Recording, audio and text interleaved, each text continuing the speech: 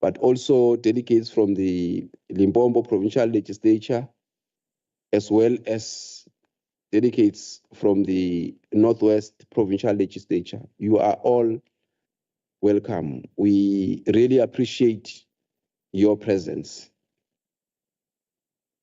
So the purpose of this workshop here today, we are going to be having presenters, as I've mentioned, but as you know that section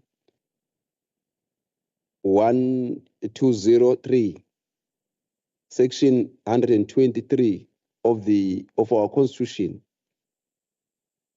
it's a requirement that the Provincial Act that provide for the procedure to amend the money bills is a requirement. As we speak right now, we do not have, as the provincial legislature for KwaZulu-Natal, we do not yet have the envisaged legislation. But we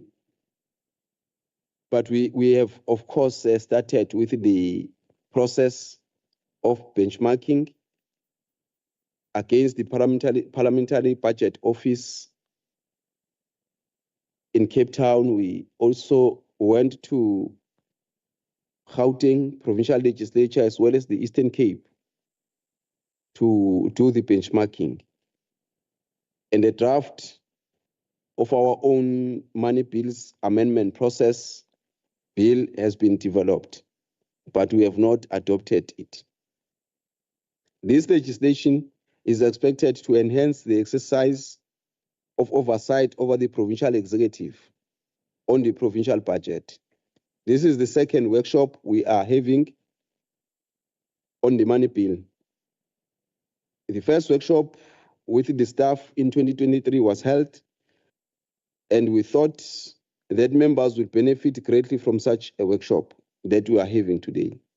Our outcome from this workshop is the better understanding of the need for such a bill and the benchmarking with key legislatures and institutions that will assist in finalizing our KZN money bill amendment process legislation, which is the KZN money bill amendment procedure and related matters bill 2023 as a commencement bill in the current financial year.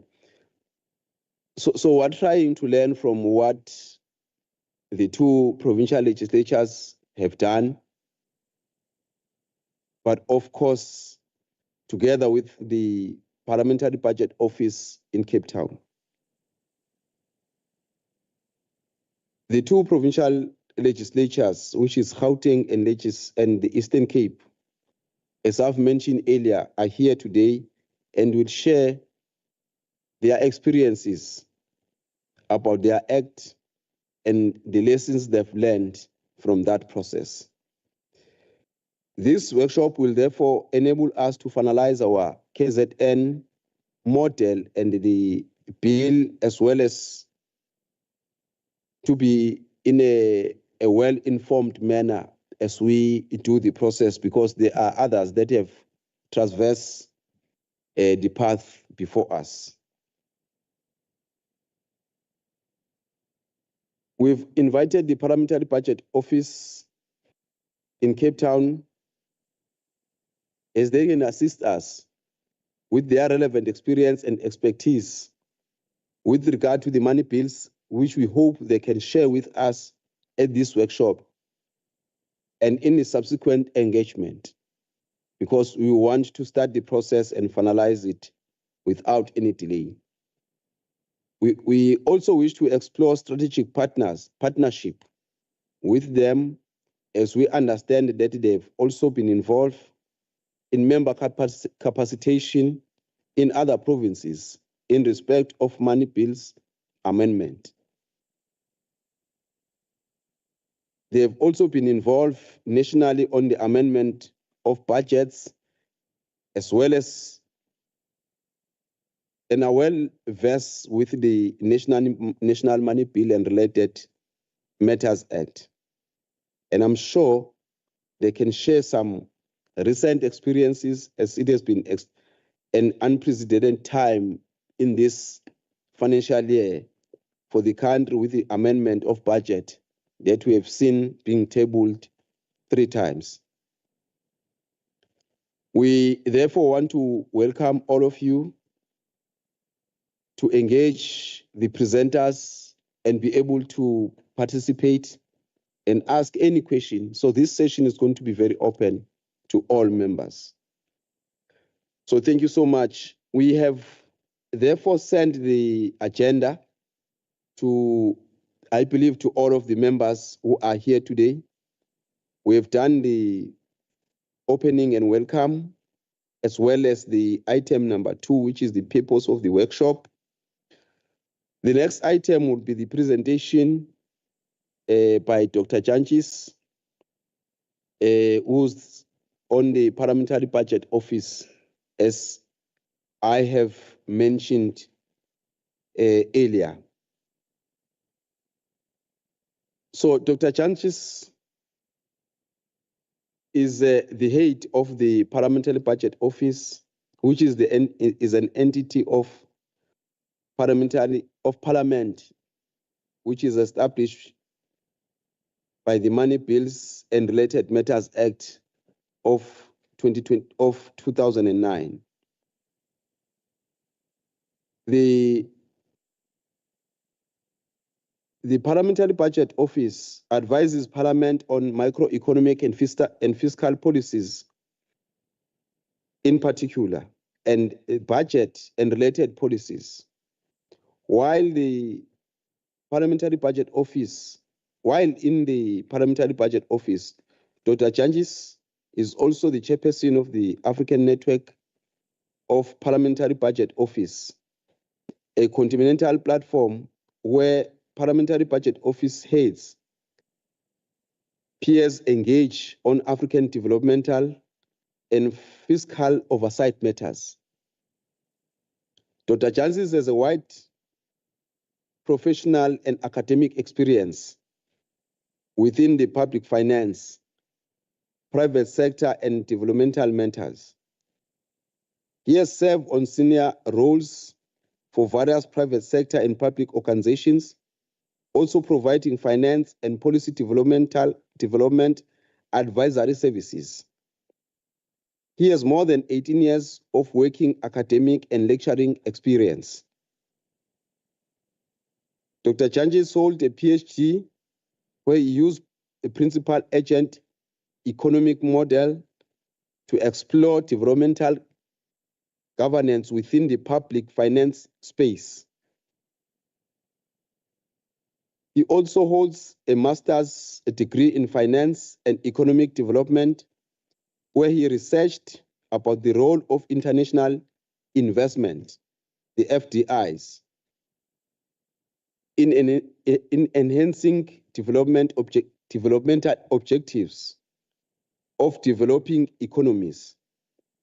He also holds a master in laws in international trades, investment, and business law, where he looked at issues around multilateral trade system, international investment, regional economic and economic integration, finance, sector regulation.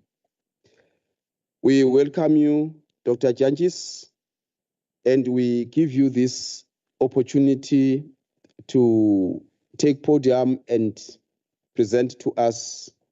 Over to you. Good morning, Chairperson, and thank you so much for such a warm welcome.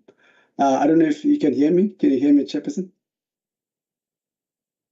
Yes, we can hear you very, very much. Thank you so much. You can proceed. Thank you so much. No, thank you so much. And just want to really appreciate the opportunity that you have given me. And I guess I need to start by really following protocols. And greetings to the Speaker, Deputy Speaker, chairpersons, you're the chairperson of the Portfolio Committee on Finance, the KZN Political Leadership, the Legislature Executive Committee, and all our members and all our chairpersons, and also colleagues in the platform. I see lot of familiar colleagues in the platform. I do apologize. I would have wished to be there, and thank you for confirming my apology, Chairperson. Thank you so much. I'll do the presentation. I appreciate the program and that you've made provisions for me. Definitely, I would love to get off the platform just before 9:30. But I can join in later once the other meeting is finished. I'll try to track the discussions, and I can join in later. I've got a presentation I shared with the colleagues. I do apologize. I only shared this morning because I was working on it last night and also this morning. Can I share the slide? Can I be allowed to share the slides? Somehow I'm struggling. Let me see. Okay, we'll share for you if you are battling on our side. Yes, please. Thank you so much. Thank you so much. Yes. Excellent. Thank you so much. Yes. Thank you for the introduction once more. We can move to the next slide. I will really try to run through, but I think more importantly one of the areas is to share the experience of the office. But my focus would probably be on the number 3 and number 4 a lot, because that's what I did understand. And yes, it's for the second round, but we're happy to work with committee continuous going forward with the legislature. Next slide. I think in the introduction slide, really to emphasize the purpose of the presentation, and really want to again emphasize and thank for the opportunity again to give us to present here, to share experiences. But I think just to emphasize the presentation really to share the experiences, but also congratulate the provincial legislature for really embarking on this important step in my view of having the Money Bills Act that requires the process, but more importantly also strengthen capacity within the province about oversight in that regard. We share our experience, but also our continental and also international experiences around the money bills and related matters. Next slide. I think a few slides that comes in, I really want to run through them, not take a lot of your time, but just because it just talks about the PPO itself, how it's established, which many of members might be aware of, and colleagues as well, but just the benefit of the process, just to highlight that the office established by the statute, the creature of the statute, as the chair was saying, and it has some clear governance and how it works and how it's funded and how it's also gets capacity as well. That's very clearly spelled out in the Act. The next slide. Again, the Act does specify a mandate, what we're supposed to do and how we do it, and in a very succinct way in the Act itself, which really in itself, it protects the office from doing other things beyond what it's supposed to be doing, but also protect the office to deliver the mandate without any clear doubts and so on. And that's been very helpful over the years to very clearly mandate spell out in the Act in that regard. The next slide. I think the next slide was just wanted to, I've got this graph that I like using, going around with it really, to show how we see the office fit into the entire oversight ecosystem. Particularly, we see our role as really to provide members with the insight that enables them to make understanding and decisions around what has been the impact of the budget in resolving socio-economic issues, resolving employment growth, including so much macroeconomic issues. And our role, we see it as providing that information. Say, members of parliament, the budget has been presented, members of the legislature, budget has been presented. This is what these proposals are likely mean for the economic growth. These are the proposals that are likely mean for social development and societal impact, but more importantly also, what are the impacts on public finance performance and budget performance and position itself. And we have those threefold. And really, we say, the process started at national level where we set ourselves priorities for the next few years. We have an MTDP now, which of course on us annually. And then the Money Bills Act really gives the parliaments power to say you need oversight of realizing these priorities. And our roles come in by giving parliament regularly insight and information to say, are we really realizing those priorities with the budget itself? In our view, that is very useful and empowers the parliament in that process. Next slide. I think this slide just shows that the Act does specify which committees we work with. We've got 4 committees at this stage, Finance and Appropriation, both houses. But interesting that the Act does provide for us to work with all other committees subject to capacity, but also even the members, individual members itself, we're allowed to work with them. But of course, is subject to capacity. We're quite a small outfit, but we've been able to cover quite wide committees, and also members, of course, have been able to get support from us over the years. Next slide. The next slide, in this slide, we're just showing some of the work that we publish regularly. We've got a quarterly published work, economic briefs, fiscal briefs, policy briefs. We have also specific research requests, and also we focus a lot on the budget work. Like now we have budget, and also on the midterm budget work, where there's a lot of our attention spent a lot of times, and outer times we do some background work to inform such analysis that we do. But all our work are published on our website for anybody to access them as well. Next slide. I think the next slide, just to provide description or explanation of this work that we do. We've got pre-budget analysis, post-budget, all these, just to explain exactly those work what exactly we do and how we do that. And I think it's useful to pick one or two for legislature to see this one you can focus on. But again, it just depends on what's the purpose or what we see as a whole. What would the legislature see as the key issues they want to address over the next few time in that regard. Next slide.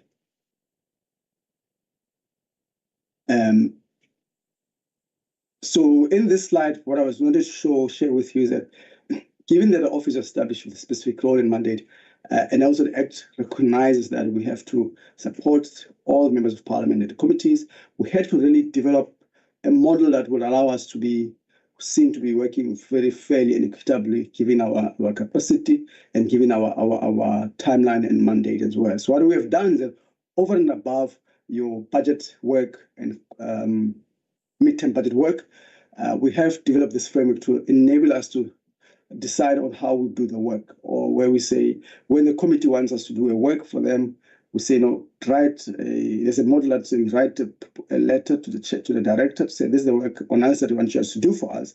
And the director will respond to the chairperson and say, this is what we'll do, and this will be a timeline, and this is what we expect from us, and so on and so forth. So this model will help us to manage expectations in a way, but largely be able to respond to the committees effectively with a very clear work-through process in particular. I think it's helped us, given that we've got 56 committees, and NA have got other more than 23 committees in the other areas. So having this model help us to work well with other committees, but as well explain our processes in terms of how we go about delivering our work in that regard. So it's a very workflow process there.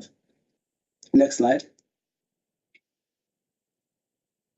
All right. I think the next slide, I'm just going to quickly focus on some of the processes as per request from the legislature itself on the amendments and the role of Mandibles Act. I think the Act that we have provide a very clear legal framework for Parliament to consider in amending the Mandibles represented by the executive. But also, this really comes from the Constitution. I had the chairperson quoting the Constitution, absolutely section on 20, but yes, even the Mandibles Act here on this side, really it's a link from the Section 7 of the Constitution as well, where it provides for parliamentary such legislation. It empowers the legislative parliament to make changes to the budget instruments, whichever way you can think about it. But of course, what is it does, it also provide very clear structure in which how we can go about doing that to ensure some of the stability, but also key to that is ensuring that developmental objectives are realized within that perspective. So it's a very useful piece of legislation, in my view, and legislatures having that will be very empowering in my experience over time. There's different stages we consider that. In the initial slides, I've provided very lengthy slides that provides you with details of how we can go around doing that. But of course, the process ends up being about the amendments being proposed within the committee itself, and then they'll be taken through by the committee consulting various stakeholders, but also having consensus with affected committees within the legislature itself, and then having a report tabled in regards to that. And mostly these amendments can, mainly be done through the Finance and Appropriations Committees, because those are the committees given by the law to deal with the money bills in particular. So let's say it's education wants to make amendments, they probably have to deal through the Appropriations Committee and in either way. So there's a very clear processes where that can take place. But also the Act does prescribe that there's a need for clear budget cycle itself or the budget process itself. And I think that also helps. What I often say to members that if you want to do amendments, probably it's good to look at the process and identify which areas you want to propose amendments. Also, of course, take into account the departmental performance plans, annual reports, and identifying those loopholes and saying, and the Act does really set out clearly the process. And I view that also over and above just amendments throughout the term, that can also be a long-term, or allow predictability in the budget process itself. Next slide.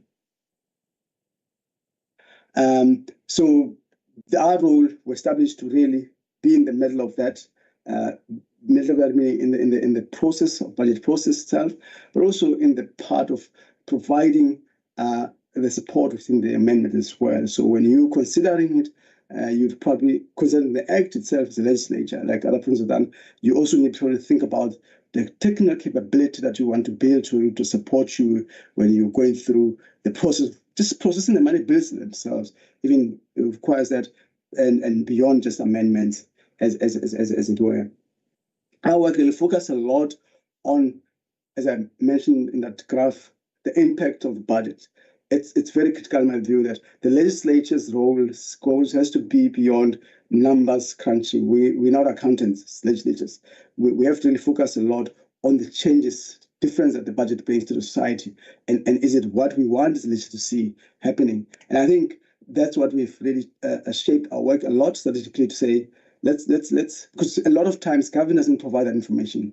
It is not a lot of time that my main criticism of our budget process in this country is that we focus a lot on the numbers. We don't talk about what the numbers are supposed to do. So we sort of shape our role to fill in that gap, to say, what is the budget impact? Particularly also looking at distributional issues that many instances the budget doesn't provide. It's often provided in a qualitative way, but our view is that there should be beyond it. So even if we do amendments, we'd want to provide that implications that say, this is what likes it to be. When you look at the debate around the budget, when you look at the debate around the 2025 budget in February, what we did then, we've shown members to say, if you're going to increase VAT by 2 percentage points, this is how likely to increase revenue by this amount. But also we said to them, but this is how it's like to impact societies. We said 30% of VAT is paid by bottom quintiles of population, and then 70% is paid by middle and upper. So when you introduce VAT, those will be impacted. Is it what you want as Parliament to do? But also we saw this how much revenue you can raise. But then we said there is net effect of it. There could be a net positive effect of increasing VAT by maybe ensuring that the money raised is spent on social programs and all of that. And that really it's a way of saying, once Parliament has that, it has got a way to start challenging and considering the proposals by government in that regard. And our view ultimately is to equip members of Parliament with that insight, enable them to engage with the executive over this budget over time or oversight in that particular regard.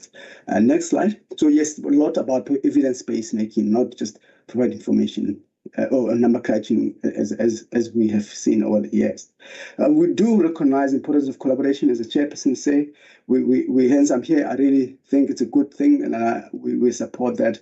And we're here to work with and support the legislature. So I see my role just beyond here, just within the nation as a whole, and we work with the provinces when we have capacity, of course. And I highlighted some of the few areas where potentially collaboration is with the legislature as the request. We can look at technical assistance and advice on some of the issues on a regular basis. I could share with you some of the work that we do, share with the technical team there as well to see how we do the work. We can do some monitoring evaluation within that collaboration, but also we can share research work. But what we normally do, Chair, just also remind members and colleagues, in our work also, we do cover all the provinces. Like, for example, when you look at division of revenue, we do look at processing of division of revenue, but even the budget itself, we do cover the provincial aspects of the whole thing. And a lot of times, what we've done a lot of work around conditional grants, we've done a lot of work around the process within the province as well. But I'm saying just this over and above what we do, we could share some of the work and some of the areas that we do as well. Some of the consideration, of course, around public participation is one of the biggest issues as well. And we can share some of the insight around that. and also capacity building, as you were saying, Chair, earlier on, some of the areas that you can do. So the committee will sit and think about that, and you can do a follow-up discussion on some of the areas that you feel could be more beneficial in this regard. Next slide. We're also able to provide as a couple of sessions where we can sit and look at the budget process, discuss and explain details, specific ways on analyzing it, and in just very variety of options around understanding the budget process and how it impacts the provincial legislatures and how members could go about benefiting, but also again working with a team, taking a team within the legislature itself in that regard. We can strengthen the fiscal oversight, but also support the legislature in strengthening its oversight and identify priorities that the budget has to really realize over the next medium term. And in the next slide is about also quickly overview. The next slide, please. A quick overview on recognizing that the national framework is good, provides that viable thing, but also it's good to always look at, as you were saying, other countries' jurisdictions, how they do it. And we have better experience within the continent, but also international. Last week I was in the OECD meetings where I met with my colleagues, where we engage on these issues. So I often like bringing such experiences within us, but of course with the context that we have here. And some of the key things that come in is really the importance of key considerations in thinking about this, the importance of really having a clear framework that, meaning the budget framework or the Money Bills Act, having a clear framework that clearly defines the responsibility of various stakeholders within the budget process. When your money bills are developed, take this into account. The need for a very protected technical setup, budget office within the space, which I say independent there, and I know this can have a lot of interpretations, but the issue is to be able to protect this office to function without any undue influence. And it's very important to ensure that you equip this function, this office, with a very technical, capable skills, and it's an investment. I don't always say to Chairperson Duba, say, look, you have to invest. Otherwise, don't waste time because it's not going to work. So that's very important for me. The value of public, of course, I'm sharing experience here. The value of public participation also is quite key to be ingrained within the Money Bills Act as well. The importance of time and sequencing. So what we've seen over the past few months has been at the heart of this. The debate has been at the heart of this. Even listen to the court case that was taken up. There was the issue of timing and the consequences that came to effect. So we need to make sure it clearly spelled out without any need to interpret it. When we think about that legislation. The next slide. And of course, some of the trends establishing, there are trends that shows that establishing this entity, underscores the growing recognition of the need of legislative independence. So there's certainly, when we look at what has happened over the years, I like saying this to the colleagues at the OECD, at the ANP, but also OECD, that we have seen a really growing number of the legislations or legislations on money bills, but also specialized entities establishing these legislatures to support the legislatures in oversight, largely because there's been concern that governments, they do well a lot of times, but we've seen that with regress and delays in achieving developmental outcomes, there's a need for legislators to provide a lot of leadership in that regard. And hence, many of the legislatures establish these entities to support them to ensure that they can provide that leadership. Because governments have big technical capabilities. We've not had that originally, but there's a time we see a lot of that coming out. And I think what the legislature is doing, the provincial KZN, it's actually inconsistent with what's been happening throughout the time. So also we shared experiences with our colleagues in different regions. Many legislatures, okay, as I said, they have seen this as an important determination. But also the level of capabilities or the need in the legislature of what capabilities that you need, a lot depends on the role or the kind of legislatures that we have. And we like summarizing it within these three components. Budget making legislation, obviously the capacity has to be huge because it means you can provide an alternative budget to that by the government. And then the budget influence, which a lot debatably South Africa has been classified within that as well, where we amend. Legislative power, the Constitution gives us powers to amend, but we haven't seen major amendments taking place. And you have those that are just rubber-stamping legislature, which many of people are saying we are still there as South Africa. well, not in terms of the constitution, but yes, that matters because once you understand where you're sitting, it also dictate a level of capabilities or technical capabilities you require within the legislature itself. Next slide. The next slide. Of course, this just as a question here to say, does the recent budget amendments debate discussion at the national level since February underscores the need for manageable legislation at the provincial level? And really, that has really heightened the complexity and challenges associated with the process. So you see, when you had budget, first budget in February, second budget in March, now we had yesterday, the question has always been, didn't Parliament have the power actually to resolve this without having had us to come to budget 3? Should have resolved it in February. And that really shows the need to have a clear sense of the money bills, the guiding processes in place, and empowering the legislature.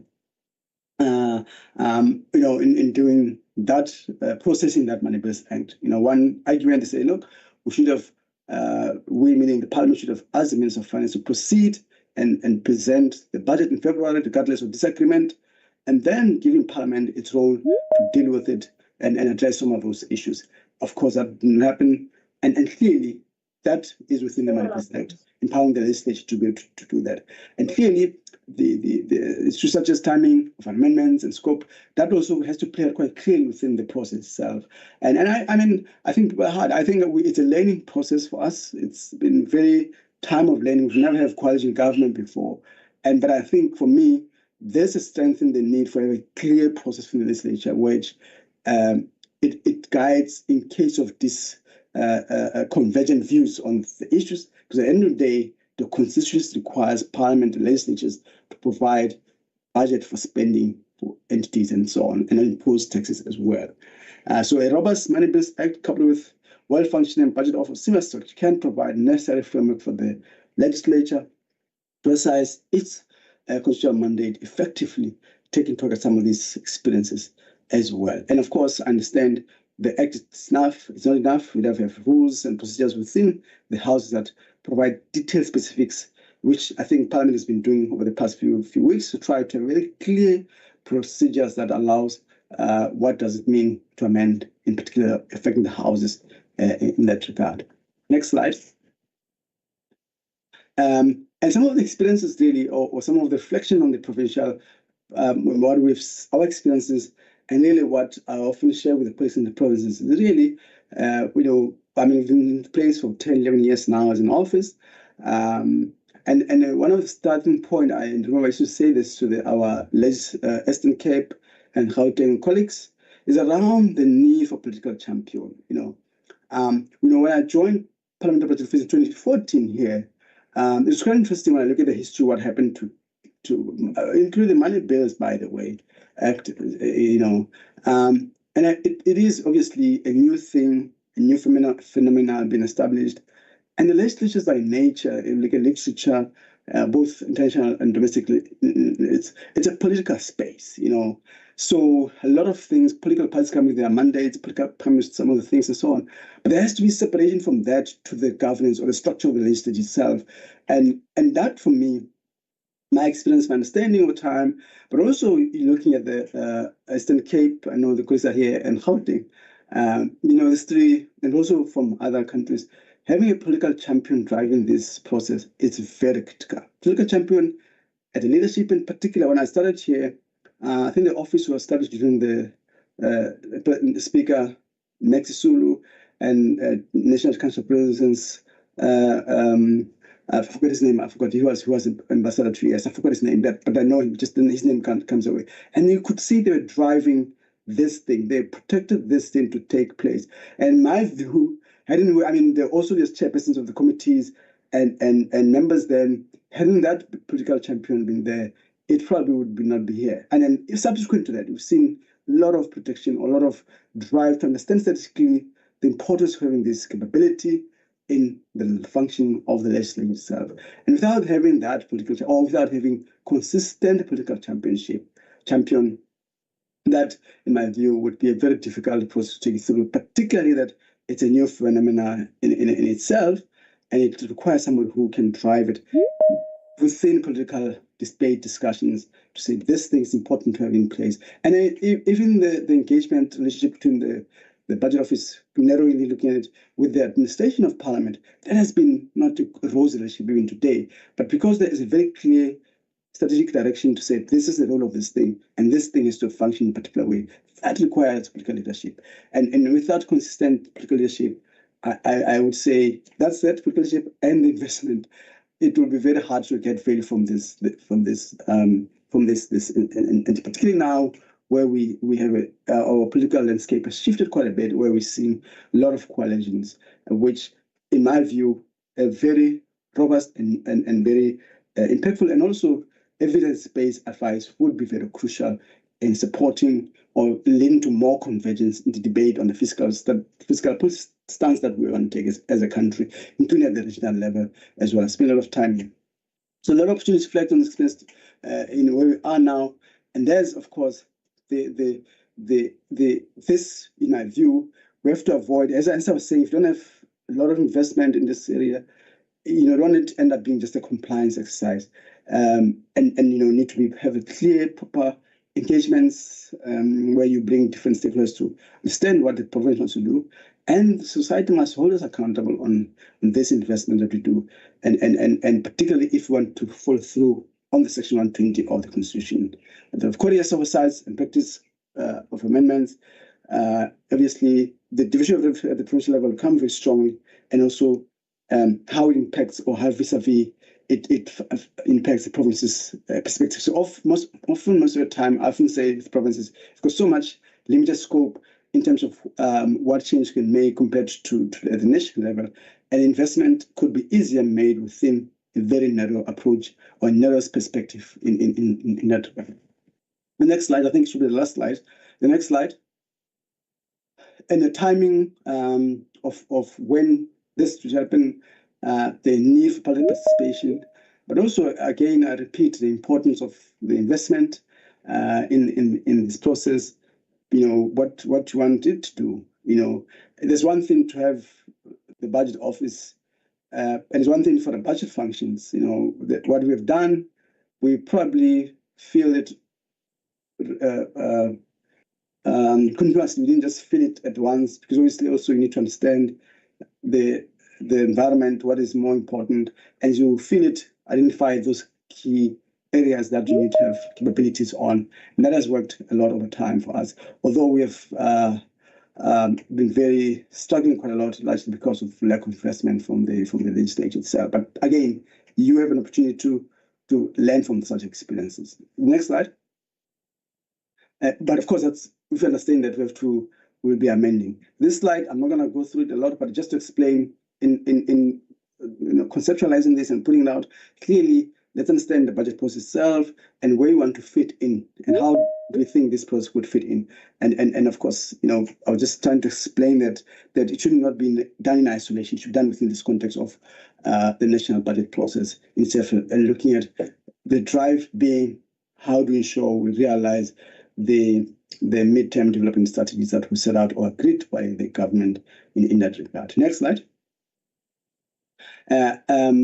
Which should be the conclusion slide. Oh yes, one thing I wanted to share, which I've shared with our colleagues from the province, was around the powerful message which we got previously by one of the former chairpersons of the upstanding Homeland Appropriations. I want to say who it is, some of you know.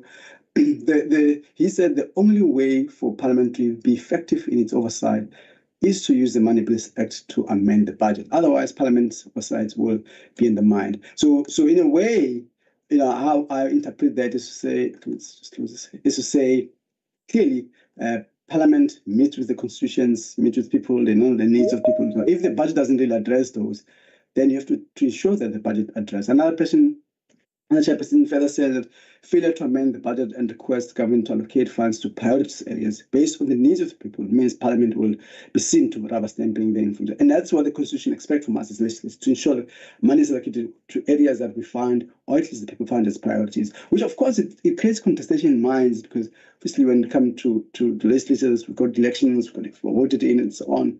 And then the Constitution says we must have continuous public participation. How do we make sure that this process allows that to take place? public participation, and public participation inputs are taken through the whole process itself as well. So I think I want to stop there. Ken, next slide. Next slide, I think should be the last slide. Yes, in conclusion, the establishment of a budget office and development of Money-Based Act, maybe the other way around, Money-Based Act is a crucial step in my view, the legislature. This initiative will empower the legislature to exercise its oversight to effectively promote fiscal accountability and ensures that the budget reflects the needs of the priorities in the province. We certainly do still stand ready to partner with you and this endeavor, provide more support as you may require. Of course, we can talk about this offline, Chairperson. Thank you so much, and thank you once more. And I really appreciate this opportunity. I look forward to engaging further with the provincial legislature. Thank you so much, sir. Thank you so much, Doctor. We appreciate the presentation, and I think we've got the full complement of our honorable members. As I've mentioned earlier, honorable members and colleagues, we are now have been joined by the Honorable Mosai from the Gauteng Provincial Legislature, who's the chairperson of the Portfolio Committee for Finance. She's here with us, of course, with Ralph Chilwan, who's the project manager in the Gauteng Money Bills project. We welcome you. We appreciate your making time to come through and to be with us. When we started, we ought to have just highlighted two apologies that we had beyond the deputy speaker who's overseas on the legislature tasks that she has been given. We also got an apology for the two chairperson, which is Honorable Masigo, as well as Honorable Kika. Those are the two apologies that we have received that I should have acknowledged earlier when we started. So otherwise, if there is anything that comes through, would mention it as it. I'm aware that the Honorable Chief Whip at some point will request to be excused, but of course, he will continue joining us virtually. But we appreciate your presence, Honorable Chief Whip. Oh yes, Dr. Yannis, we are going to be taking the questions and engagement on your presentation. I'm not sure before we allow any members, if you want to, I see your hand. Yes, Chair. Yes. I just got a call that I've been demanded at the media briefing. Could I please be excused? There's media briefing by 4 chairpersons about the budget, so I'm supposed to be there. Okay. And I did send my apology. Could I please be excused, and then I'll join in later on. But the questions I'm happy to them be noted and being sent to me, and when I come in, I'll ask opportunity to respond to those questions, if that is possible, Chair, please. Okay. No, I think we had indicated, we thought that we are going to be here until 10 o'clock. Thank you so much. We had indicated that you are busy with the budget issues that were being dealt with since yesterday. We appreciate that. We'll note all of the questions.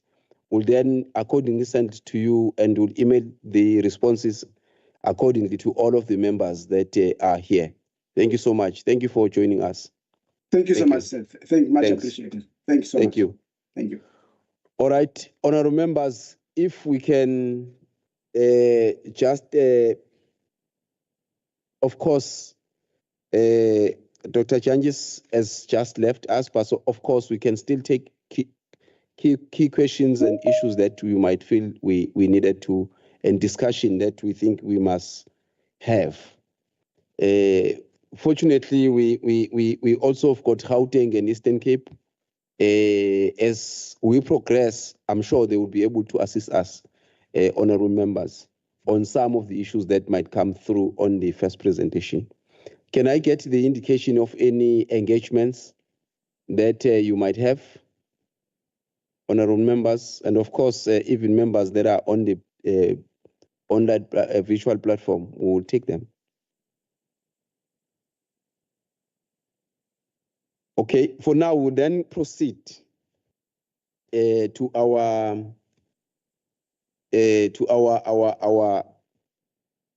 our second presentation, because quite clearly there isn't much. We will take it to the next presentation, which our Gauteng colleagues would present. But before we can give Ralph Chilwane, I would really request that the Honorable Chairperson, Honorable Mosai, just to have a few words as we then, before I can then hand over to Chilwane. Honorable Mosai. Thank you very much, Chairperson, and thank you for the warm welcome. Also want to do greetings to the honorable members and the officials and those that have joined us in the platform.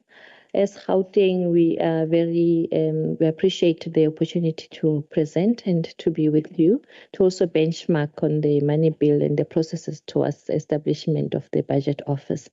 So we take our job very seriously, and that is why we are here, and we're hoping that from this interaction we'll also be able to be empowered and continue the processes. So yes, Ralph is here with, and he will take you through the presentation on our experience as Gauteng. Thank you so much. No, thank you so much, Honorable Chairperson, for those words. We really appreciate, indeed, your presence here. Your presence here, it really indicates what you've just highlighted. We really appreciate. And we are certain that there's a lot of lessons that we're going to draw from your experience in Gauteng. Ralph Chilwane is a lawyer by profession, and of course he holds the legislative drafting certificate as well as the project management certificate. He's currently the project manager for Gauteng Money Bills Project.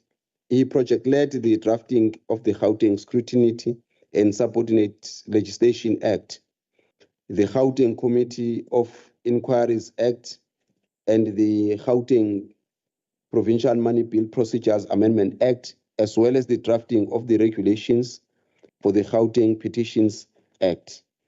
Over to you,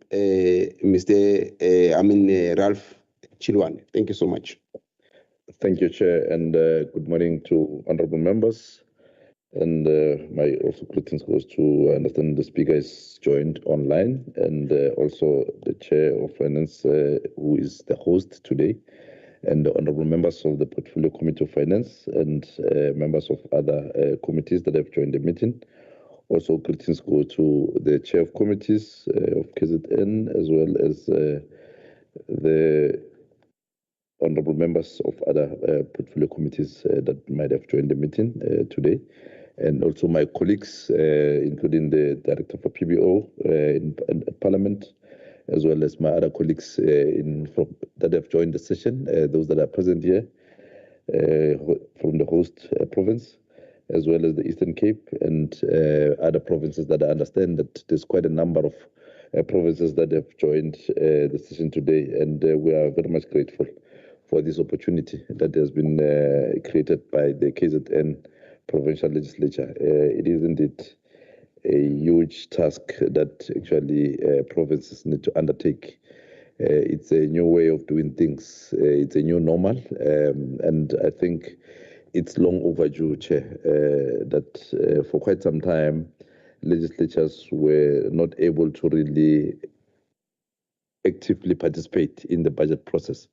And this is one of the ways that we are actually journeying towards that particular destination. And my presentation, Chair, which I've shared with my colleague, will flight it, and also I think circulate to members for ease of reference. I will not necessarily go blow by blow in terms of the presentation, respecting I think the time allocated.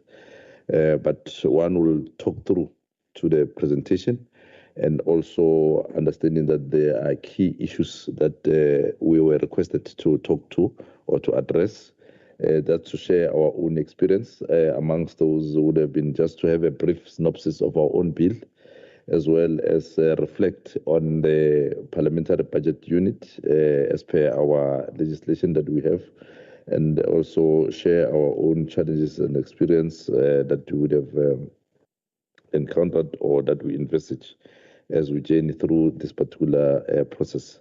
So how we would have structured our presentation, Chair, is basically having that introduction and background, object of the Gauteng Money Bills Act, as well as the feasibility study that we would have conducted, and just share there also the methodology that was used in conducting that particular feasibility study, and also the benchmark exercise that we would have undertaken, both local and international, and also the benefits that we would have derived from those exercises, and thus come up with the key findings as well as recommendations as we draw towards conclusion, Chair. And like I said, I'll try to sum it up, so I'll not necessarily spend a lot of time on some of the slides, starting just with the introduction, and which I think Dr. Janjis would have spoken, and I think yourself, Chair, about this section 120, subsection 3 of the Constitution,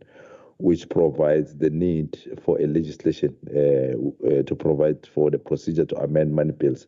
And I think honorable members and colleagues will note that unlike many other bills or legislations, the Constitution has put actually a special regime in terms of how we should interact with money bills, because the Constitution provides for legislatures to be able to make laws, pass legislation, amend, and so forth. But when it comes to money bills, it provides only for the member of the Executive Council who is responsible for the financial matters in the province to introduce such a legislation. So it's not every member of the legislature, it's not every committee that can introduce that particular legislation. So it provides a limitation if you look at it. And that limitation then came up with this section 120, subsection 3, which then the Constitution provides that for the legislature to be able to interact or amend this particular money bill that would have been introduced by MEC for Finance in the province, there should be a legislation, and that is why we're undertaking this particular exercise. So it's a very important exercise that you are undertaking, and this is to ensure that the provincial legislature don't only interact and rubber stamp what the MEC has introduced, but they interact with such introduced legislation with a view to make proper inputs and take into account the public engagement that the legislature will be engaged with out there. So it is the same route that the legislature has undertaken, and we have since adopted our own legislation in 2019 in the previous term. But I must say, I think, as highlighted by the previous speaker here, Dr. Janjis, this one journey that is not a smooth ride. It comes with its own challenges because it's, we are used to the normal way of doing things that always Treasury provides the best. And I think the experience of National Parliament this year would have provided, a very, very good lesson to everyone, that not everything that the Minister of Finance or even in the province, the MEC for Finance presents, it's what reflects the interest of the public. So it's very important, the issue of public participation. So without this legislation, there's not much that the KZN legislature can do with what the MEC for Finance would have introduced. So this legislation basically will empower the legislature in this province to be able to interact actively with those particular introduced legislation. So I thought I should just highlight that as part of the introduction, and why it links up with this issue around public participation, because ultimately that is the goal, that you want to ensure that what the legislation that we pass as a legislatures are actually the reflection, and it's in the best interest of the society out there.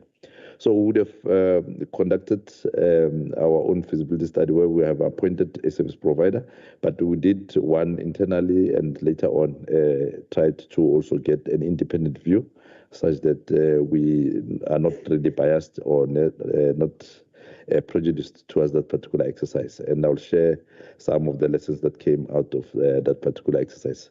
And there's a quote that I thought I should also share with honorable members. This quote from Madison that was in 2009, who basically argues that the power of the purse may in fact be regarded as the most complete weapon with which any constitution can arm the representatives of the people for obtaining redress of every grievance and for carrying into effect every just and salutary measure.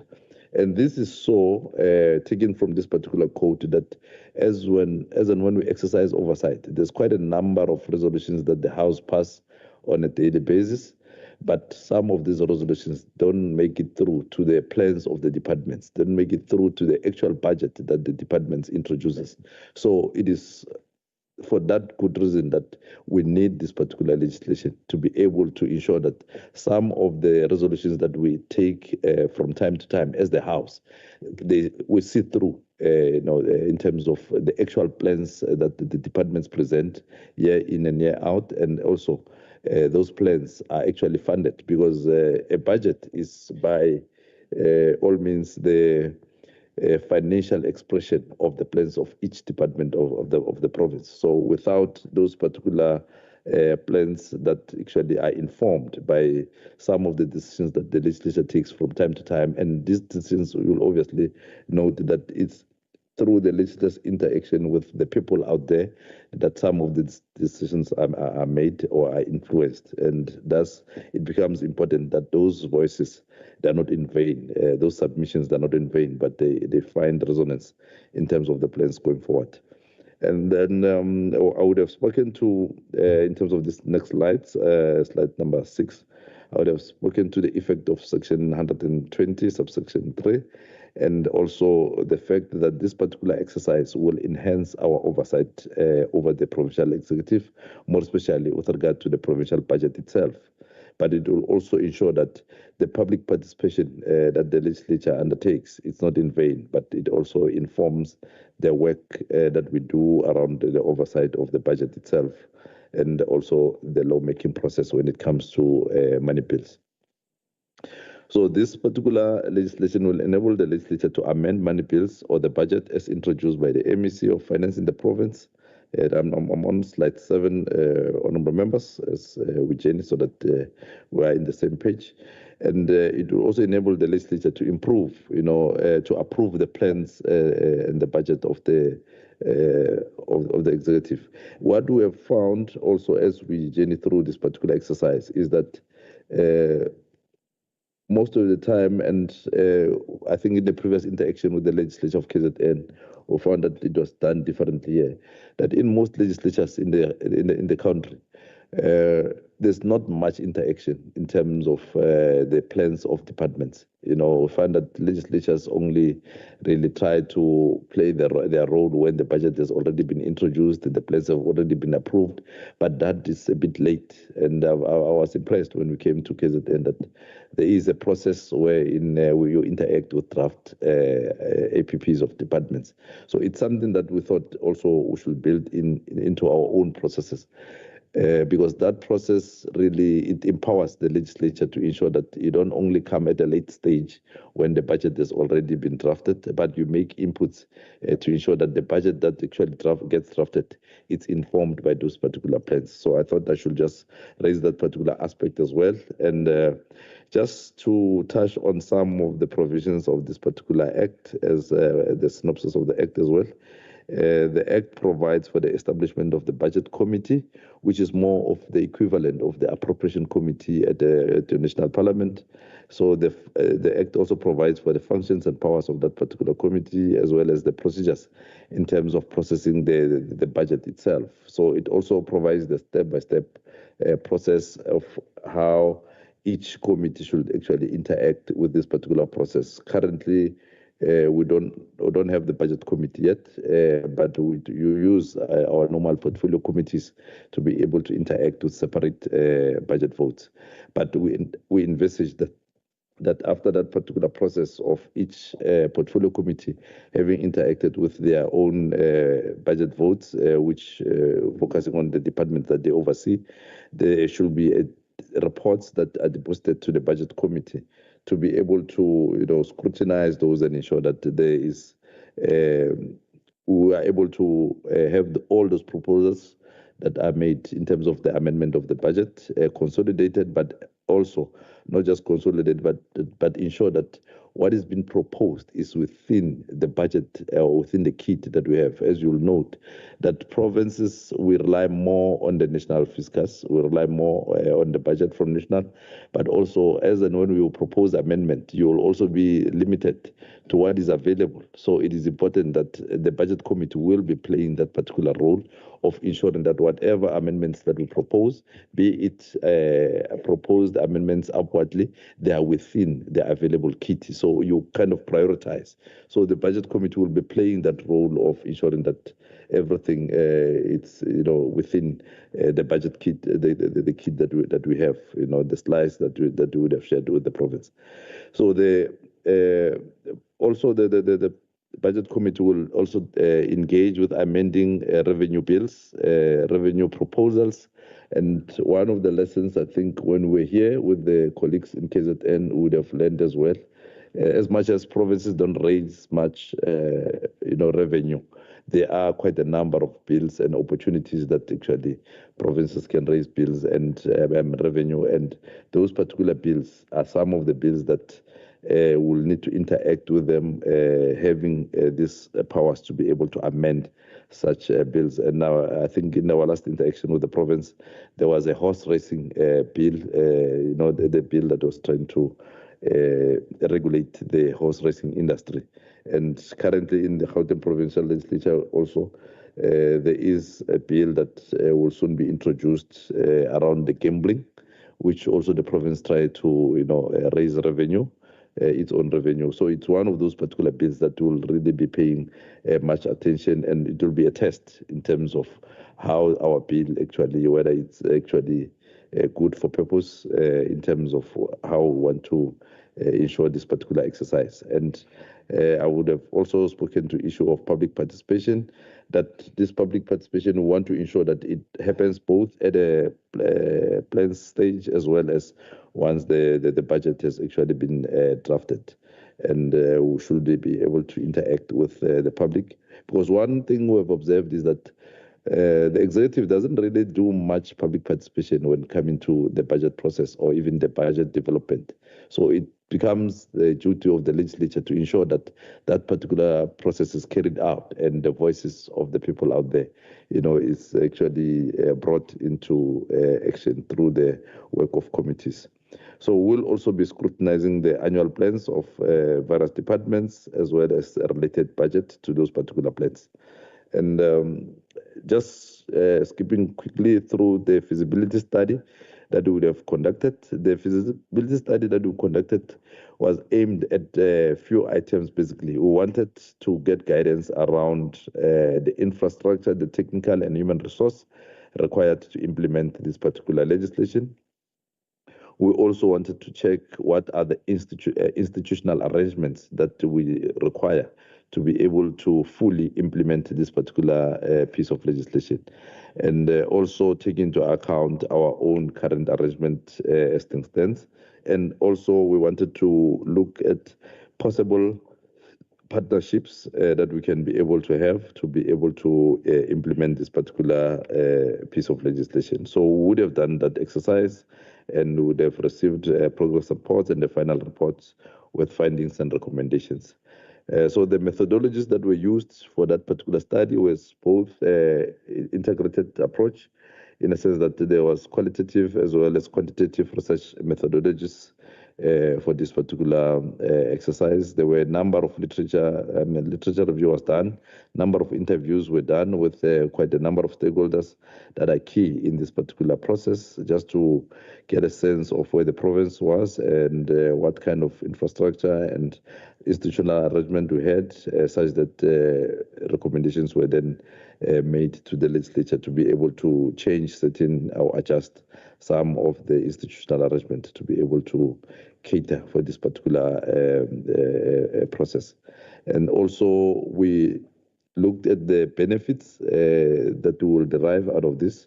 And like I said, that traditional oversight function of the legislature normally was more on the annual reports, your quarterly reports, not much, influence in terms of how the budget is actually developed and ultimately gets introduced and adopted in the legislature. So we found that is a bit problematic. Hence, there was a need that we develop this particular legislation to be able to actively interact with the budget as it is introduced, but not only wait for the budget to be introduced, but start from the plans itself, but also ensure that there is in-year monitoring of those particular plans as we usually do through our committees in the legislature. So we thought part of the benefits that we would derive out of this is improved budgetary oversight, focusing on the key priorities for the budget reform for the province. And as we also reflect on the reports of the feasibility study, one of the things that was sponsored was that there's a need to really reflect on the capacity, that we need to strengthen the current capacity that we have.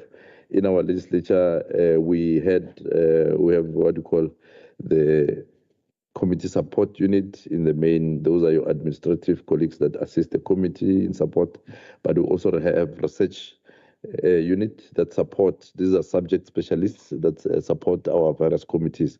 But beyond that, we realize through this exercise that we may need, other colleagues and the budget unit to be able to strengthen and complement our research unit, as the colleagues there are in the main subject specialists. But then you need people who will do the number crunching, who will be able to do this particular exercise around, the budget itself. Specializes in terms of this particular area of work, to complement those subject specialists. So that's one benefit that we derive from this particular feasibility study. But we also noted that we will not be able to do it alone as legislature. We will need to collaborate with other legislatures like yourself in the KZN that are also in the same journey as ours, the Eastern Cape legislature, as well as the Western Cape. They also had a start and stop kind of a process. So we're monitoring that particular process there as well. And we have been in close contact with the National Parliament through the PBO as well in their processes. And we're also part and parcel of this African Network Parliamentary Budget Office. So we also attend, the annual conferences to learn, best practices from other legislatures outside the province. So this is an annual one, and I think we're with also KZN in one of the sessions there, which colleagues would have, I see in the program they will be sharing some of the lessons that were learned from that particular exercise. And then coming to, I think the clause that we were also required to address around the technical capacity or the PBU, as we call it in our legislation, the Gauteng Parliamentary Budget Unit. We also learned and observed, that obviously as a legislature at a provincial level, unlike at the national level with the PBO headed by Director Changes, will obviously do it a bit different because there's no one size fits all. So we had to then acclimatize to our own, provincial needs, and also look at the kind of the budget that we process annually and the kind of issues that we deal with on an annual basis. So the proposal was then made that perhaps we must build an in-house, unit that will focus and complement our research unit, as I've spoken to earlier on, but that the unit itself should be able to operate independently, not be, put in a situation where they cannot express their view without fear or favor or any prejudice, So, and in the same manner, with the PBO at national, there are platforms that have been created in the Gauteng Provincial Legislature, such as your policy briefs and your brown bag sessions, where colleagues are able to, draft, write articles and express an opinion without fear of being victimized or intimidated in any form or manner. And those articles are not limited to the area of work or where the committee that they support. So they are able to express a view on a number of issues, and the articles then gets published within that particular space of a policy brief, as well as we hold what we call brown bag sessions. So it's more of a workshopping or even a seminar kind of engagement that we hold. So this is the proposal from our side, that there is a need beyond our research unit to have another structure to support the implementation of this particular budget. And as I said, the budget committee will obviously be looking at different reports coming from different portfolio committees with proposals. So to be able to manage and navigate around those, it will require a team that is not necessarily coming from those particular committees of the legislature, but a team that is independent, is able to express a view and balance it out, and also take into account, the expenditure reports of the previous years. And what our legislation has also brought into the picture is that there should be a media review of departmental, performance. So currently we do the quarterly and the annual reports, but only the legislature submit what we call a media report. Departments don't. But in terms of this new legislation, there will be a new way of doing things, and one of those is to ensure that there are actually media reports. So we are actually also phasing in the implementation of this particular act, whilst finalizing, the structural reforms and changes that were proposed in terms of the act itself, and also assisted by the feasibility study that we have undertaken. And what is very key is the independency of that structure that supports, the budget committee. It's very key, just to ensure that the colleagues are able to express their view without without any fear or favor, or fear of intimidation or any victimization by anyone, within or even beyond the legislature. And this is one area that we felt that there is a need to invest around this particular structure, and ensure that as and when it's established, it's supported to carry out this particular mandate. It's not an easy journey, as they normally say. Democracy tends to be very expensive. So it's an unfortunate but fortunate at the same time, because the exercise goes beyond just ensuring that the budget responds to the needs of the people, but also it will look into how the expenditure, it's done. So the budget committee will envisage that it will be collaborating with our SCOPA as well as our finance committee in its work, as and when they also interact with the annual reports of various departments.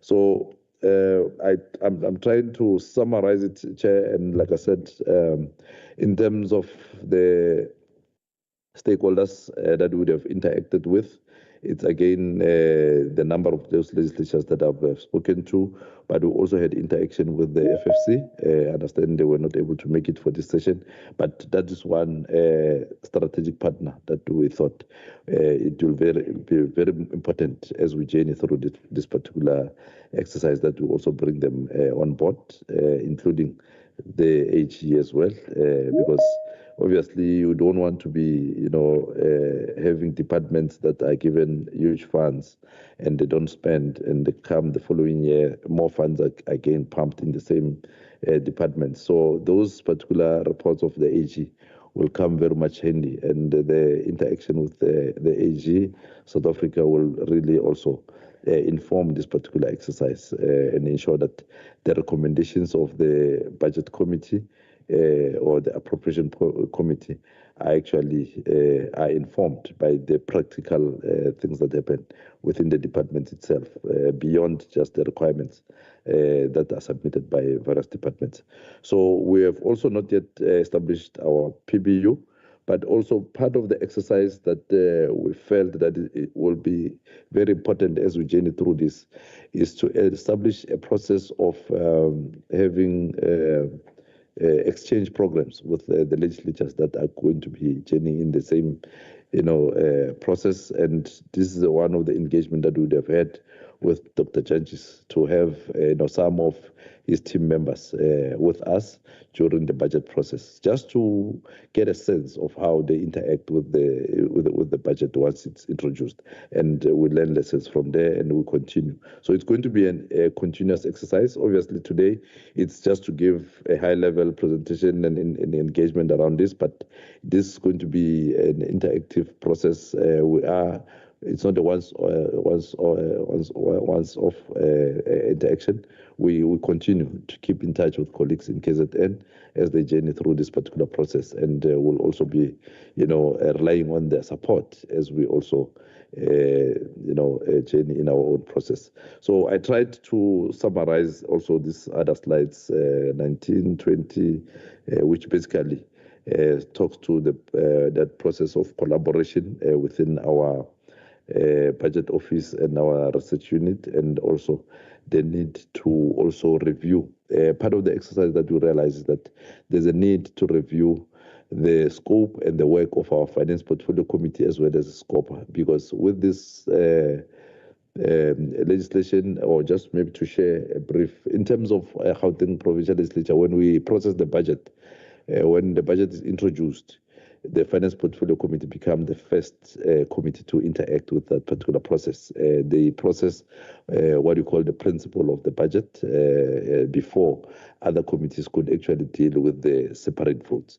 So that particular process, we think that it is very important that both the Finance Portfolio Committee and our Budget Committee work together in that particular exercise. So hence we're also talking to issues of reviewing the scope and the work of some of the committees, but also we have also brought in the issue of the media review, because normally SCOPA become more active during the annual reporting, but we felt that there's a room for improvement to bring them a bit earlier to actually, after 6 months, they should be able to interact with, how the spending patterns are within various departments and be able to guide, don't wait the post-annual financial year, but interact with the budget as well as and when it's being actually spent. And these are some of the issues that also the AG is looking at. You'll note that the AG has actually extended their mandate beyond just the financial statements. Now they're also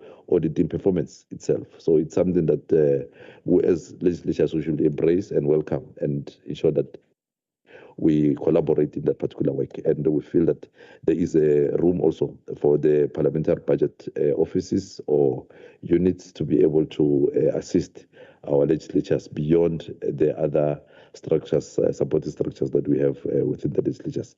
So I'll pause there, Chair, and emphasize, I think this I've just also as party shots, recapped on that particular quote that I felt that is very key and important for this exercise. Thank you very much, Siamo. Thank you. No, thank you so much, Mr. Chilwane. Am I correct? Yes. Thank you so much. I didn't want to say Mr. Chilwane and you are Advocate Chilwane, so I wanted to be correct in that regard. Thank you so much for the presentation. Honorable members, we are going to be having a working tea.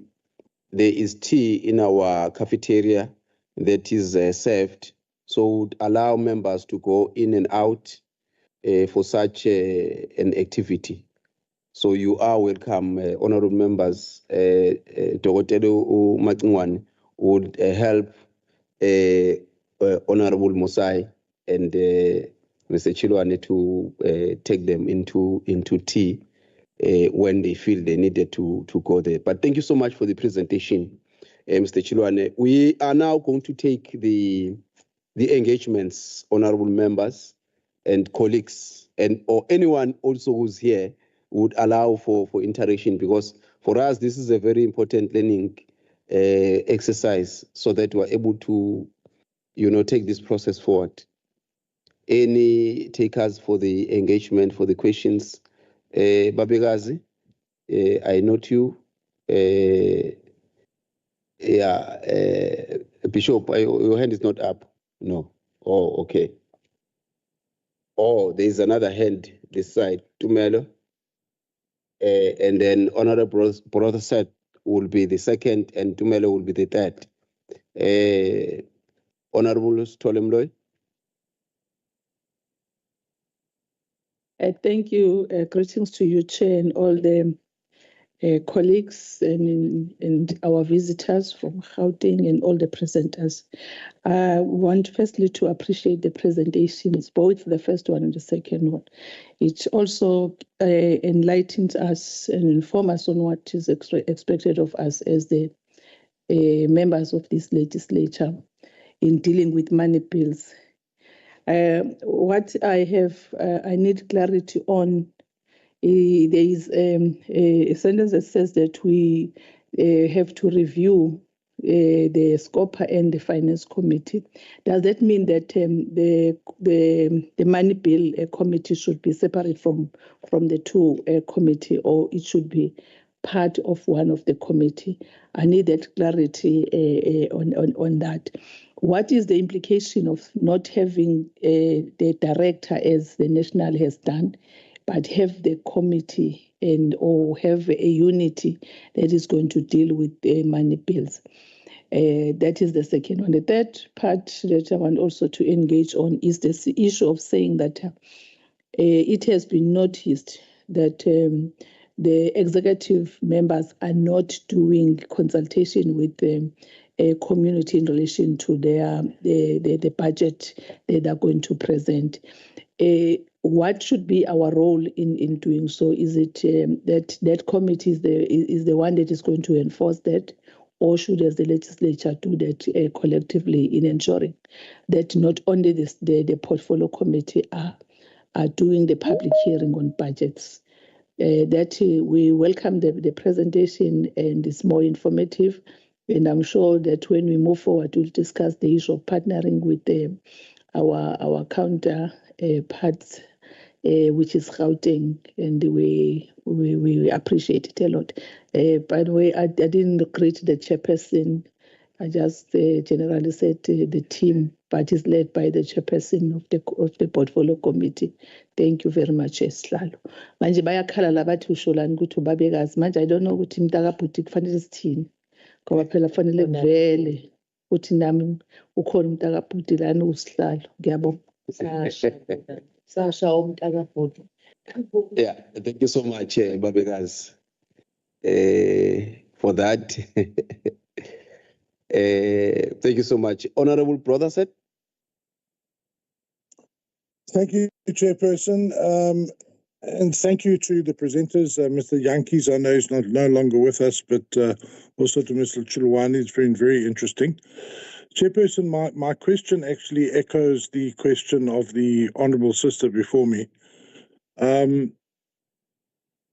Chairperson, you will know that we are currently dealing with the establishment of the Scrutiny of Subordinate Legislation Committee, and we're going through a process in that regard. And I just would like to, and I know that we are going to be engaging with the Gauteng legislature on that because they are doing the same thing. And I just wanted to know from Advocate Chilwani if he's got any opinions about whether or not this sort of legislation falls under the ambit of subordinate legislation, or whether it will fall under the ambit of the Portfolio Committee of Finance. It certainly makes sense to me that it falls under finance, that maybe a budget committee, if we establish one, should be sort of a subcommittee of the finance committee. That seems to make sense to me. But I just don't want to run into a problem where, in the future, we are dealing with it in finance, which I'm sure we will deal with it very adequately. But then we get told, no, hang on, it's got to go through another process. And somehow, in this process and in that other process of the Subordinate Legislation Committee, we factor this in so we avoid a duplication. I would hate that this bill would have to, a bill such as this would have to come to the budget committee and then another committee. And because we are basically in the process of setting up both now, maybe we should try and factor that in so we avoid such a duplication. Because as Advocate Chulwani says, one of the big problems they picked up is the issue of time and how that impacts on public participation. So I'm trying to put it simply. I hope maybe Advocate Chulwani can give us some advice, because they're also dealing with the Subordinate Legislation Committee in Gauteng as well. Thank you so much, Chair. Thank you. No, thank you so much. I think the first question and the from Babigas and as this one, they really relate into almost one question. But I think Mr. Chilwane, you've noted the two. Tumelo, yes. Thank you, and I'm Honorable Chairperson for the opportunity. I would like to greet all the Honorable Chairpersons, my colleagues from the respective legislatures and the PBO, and everyone. I'll just say all protocol observed. Honorable Chairperson, the question I've got for my colleague from the Gauteng legislature, can he explain what was the rationale of having the budget committee separated from finance? I think the honorable members, they've asked that question, but I wanted to ask it from a different angle to say, why didn't you explore combining them under finance? I understand you were saying that you wanted it to be a separate committee and to be a distinctive committee, that when the budget comes through, it first starts at the budget committee. I think the honorable members touched the issue of duplications in terms of having efficiencies and saving and not having two separate committees, because here at the legislature, we will uncover it with my colleague Werner. Here at the KZN legislature, there was a proposal that they might be combined for efficiency purposes, for allocation of members and so forth. The second question I'll have, Honorable Chairperson, is the issue of the in-house unit. My colleague, have you considered the costing issue? Have you costed it? Because I can see on a PowerPoint presentation, you do have the proposal that you must have a separate unit. Have you costed it? And have you really looked at how many expertise, or in terms of the personnel, how many expertise it will require to be able to assist with the budget committee? Then I'll stop there, Chair. Thank you, Chairperson, for the opportunity. No, thank you so much. I think they relate. Any other follow-up or any question, colleagues, before we can request Mr. Chulwane to respond? Okay. Yes, you can respond, sir. No, thank you, Chair, and thank you, honourable members and colleague, for the questions. And yes, indeed, I think the first question from Honourable Stole Mloyi, as well as Honourable Protsep, yeah, they basically relate. In terms of our exercise that we would have done, we would have followed more or less the methodology by Parliament. Like I shared earlier on, currently our Finance Committee, play more or less that role of at the introduction, when the budget is introduced. The Finance Committee is the one that leads and ensure that the principle of the budget is interrogated, and they then also deposit a report on the principle to the House, which then allow departments to be able to spend whilst we are processing the bill, and aligned this particular work to our Direct Charges Act. So what we also have learned, and think through the exercise and exchange programs that we have interacted with, is that other legislatures would have had what they call a committee of the whole House, wherein you'll note that how this particular work of the budget committee, basically we've structured it is such that we allow each portfolio committee to interact with their separate votes and make proposals to this, so it becomes a central committee where in all the proposals before they are taken to the House, the committee is able to work through them and ensure that what is taken to the House is within the available kit, amongst other things, but also to reprioritize as the legislature. So, like I said, in other legislatures or jurisdictions like Uganda, Kenya, they've got what they call a committee of the whole House. So in our case, we would have made provision for the budget committee as a separate committee, but have all other chairpersons of portfolio committee as ex officio members of that particular committee. One of the things that we have learned and we have become realistic to is that obviously our finance portfolio committee, not all political parties will be represented there. We're currently having 11 political parties are represented in the Gauteng legislature. And out of those 11, there's quite a number of them with one member, who are one member parties. So obviously their work gets straddled, across different committees. So they will obviously at some point prioritize to be in other committees.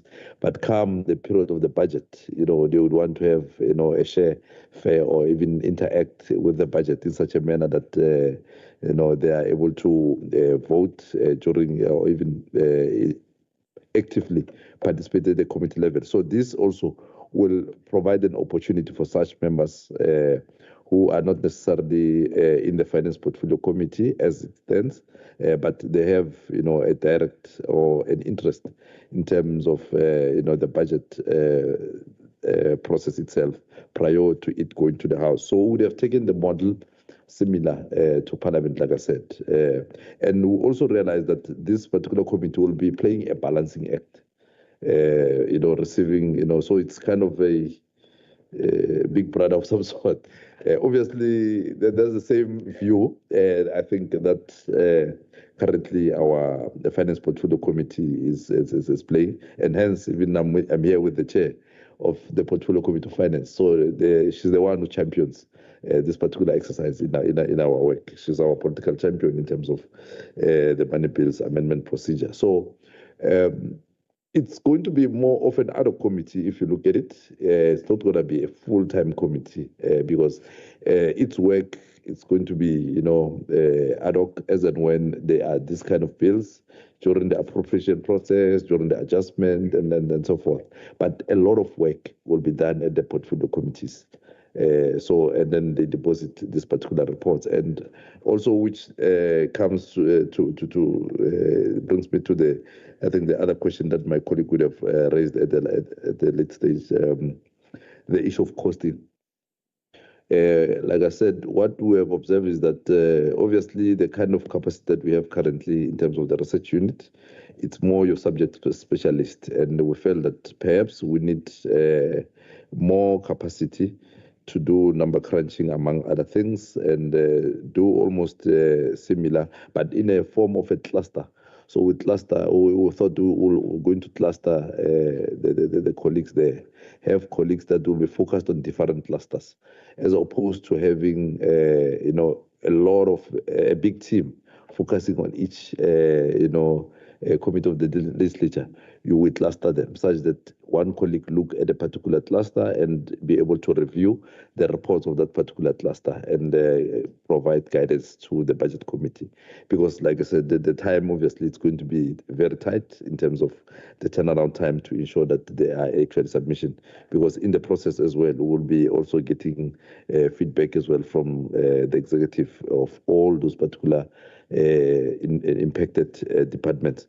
But in terms of the work of CSSL, the scrutiny of subordinate legislation, you will note that currently what we also have in our committee, in our legislature, it's a separate committee as well. But as it is separate, we also had drafted guidelines that will ensure that there is collaboration. So if there are regulations from the Department of Development, for example, the committee, as a standing committee, will then also ensure that they work with that particular committee to ensure that they get also inputs of that particular committee. But otherwise, that committee is the one that expresses the view of the legislature in terms of that particular work. And we find it very much helpful in terms of ensuring that they work together, because ultimately the portfolio committees are the ones that they will be monitoring the day-to-day, work of this particular department. So hence we felt that there is a need for the budget committee. And it's not always the case that, all the departments, there will be proposed amendments. So there will be,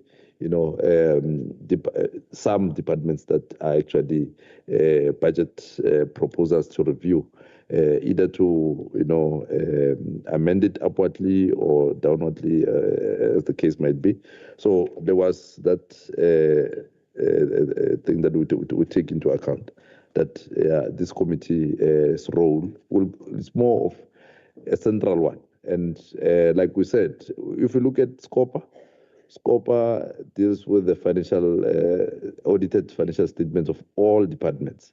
And it also there's that need to collaborate with the portfolio committees themselves. So sometimes they share even the recommendations to say, these are the issues that we have picked up with regard to this particular department, so that the portfolio committees, as they interact with those particular departments on a day-to-day basis, they are also able to follow through on some of the issues and ensure that there is remedy or rectification going forward. So yeah, I thought for now that is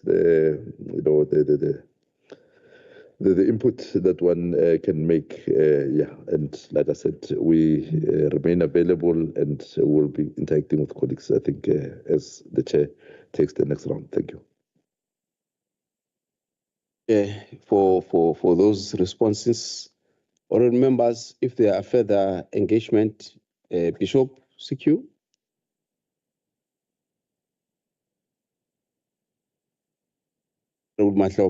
Yeah. Thanks, Honourable Chair.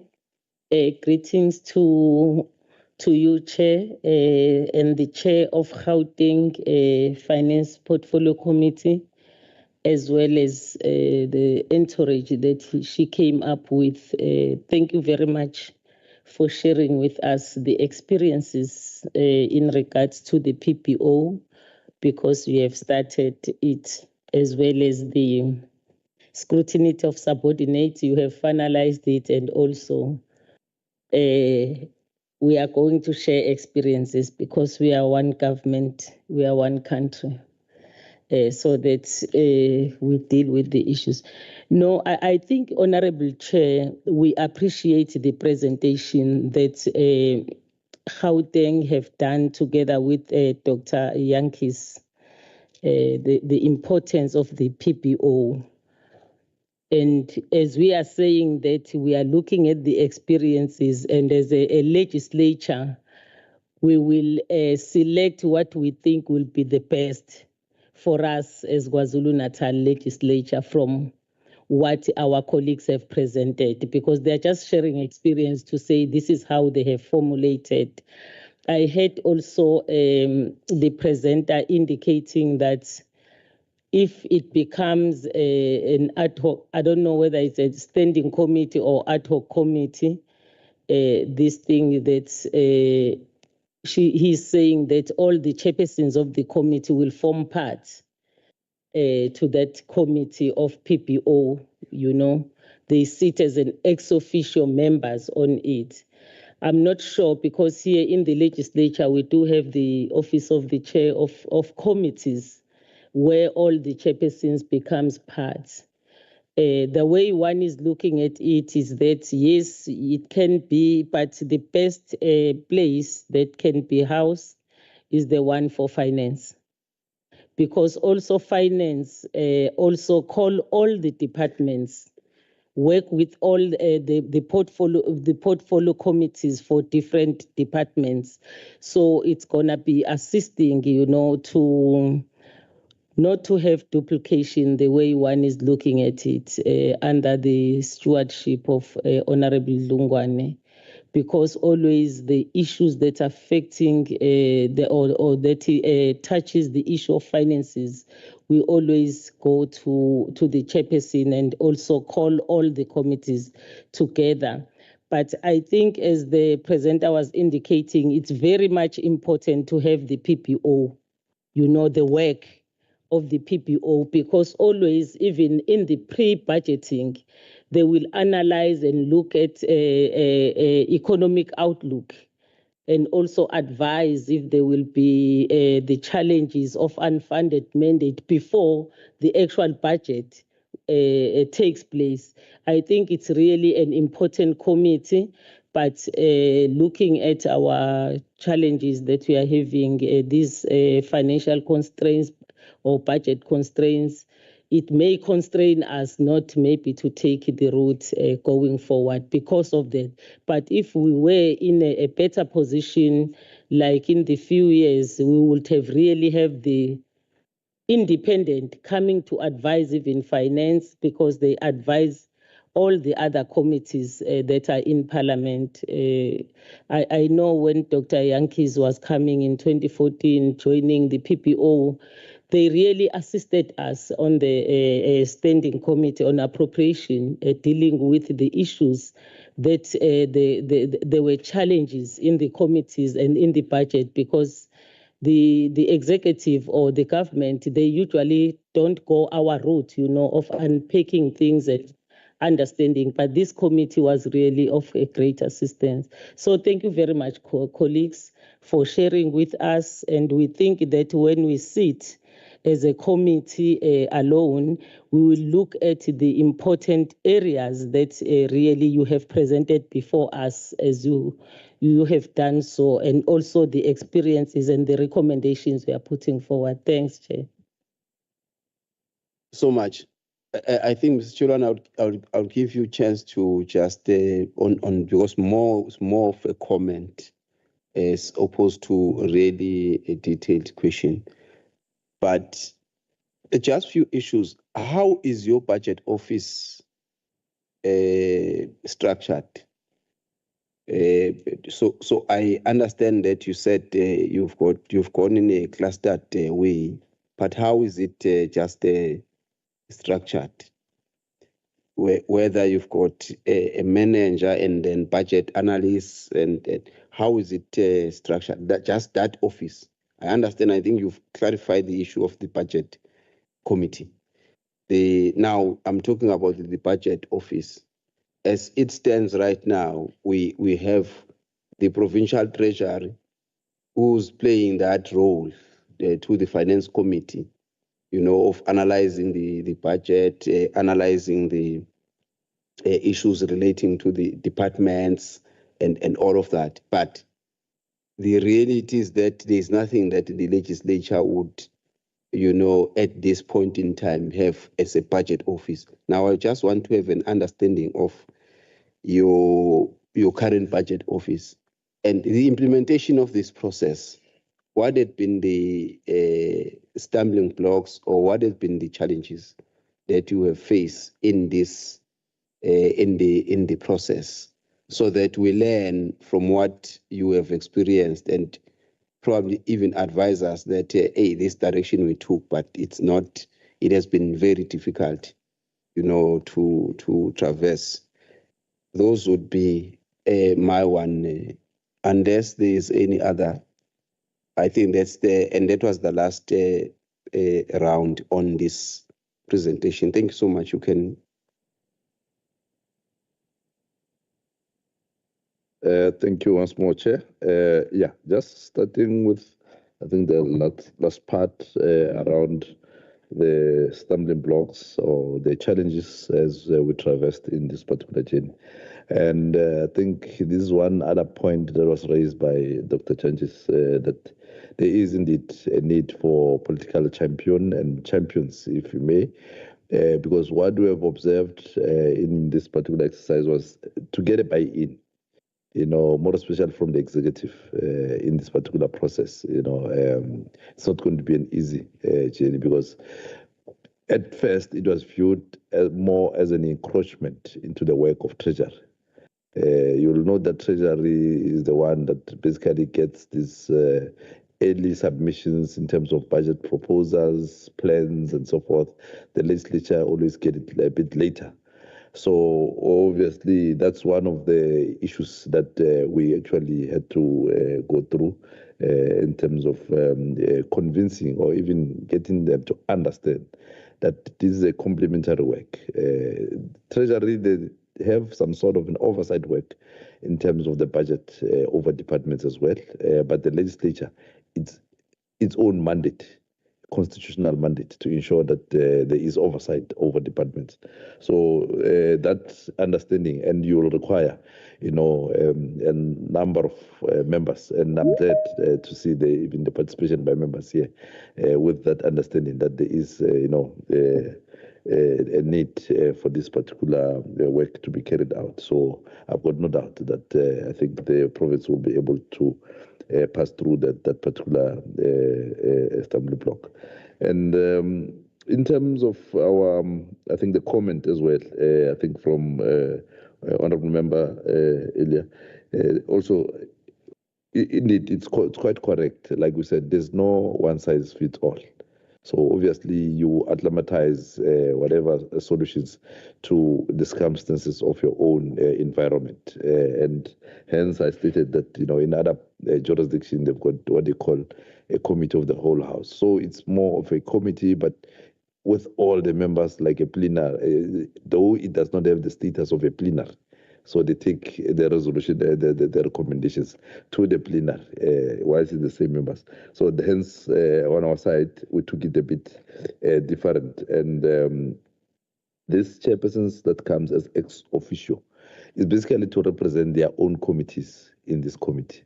As I said, different committees will be depositing proposals to the budget committee. So they're more of going to be talking to their own issues, but they won't be having a right to vote. In case it comes to a vote at that committee level, they won't be able to vote. So they will be able to present, the proposals sponsoring by whatever portfolio committee, and it will be out of the members for that specific committee to really interact with those proposals and finally make recommendations to the House. And like I said, there we also tried to accommodate beyond, the members of the Portfolio Committee of Finance.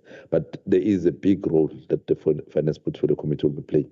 So it will be more or less mimic some, quite a number of the members, or even the chair might be the same. Find that the chair of the Finance Portfolio Committee is actually the same chair of the budget committee. And also, when coming to the budget unit, currently what we made was a submission. We don't have a fully or even a structure that's existing currently. But the submission that we made, the cluster approach that I've spoken to, it's those analysts as you presented, but at the directorate level, that it should also be headed by the director, but it becomes an institutional directorate as opposed to Parliament, where they have a structure independent of your normal structural arrangement of Parliament. So in their case, I think director judges can also talk to it later. You have director being appointed by presiding officers reporting directly that side and the like. So yeah, I think that's in the main. So the proposal that we have made is that we should have a director heading that particular structure, as well as have those analysts as per the cluster approach that I would have submitted, but obviously also have administration that is able to support, that particular directorate.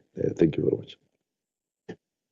No, thank you so much, Mr. Chilwane. We really appreciate it. And I think as we proceed, it's becoming clearer, on the how we this process you are handling, and I think as the Eastern Cape is going to be coming through, also are going to be again learning from their own experiences. We appreciate. Once more, honorable members, we are invited for a working tea. It's still available, so members will go in and out. But our processes would be proceeding also in this regard. Now, yes, the next presentation will be the Eastern Cape Provincial Legislature that are going to be then taking us through.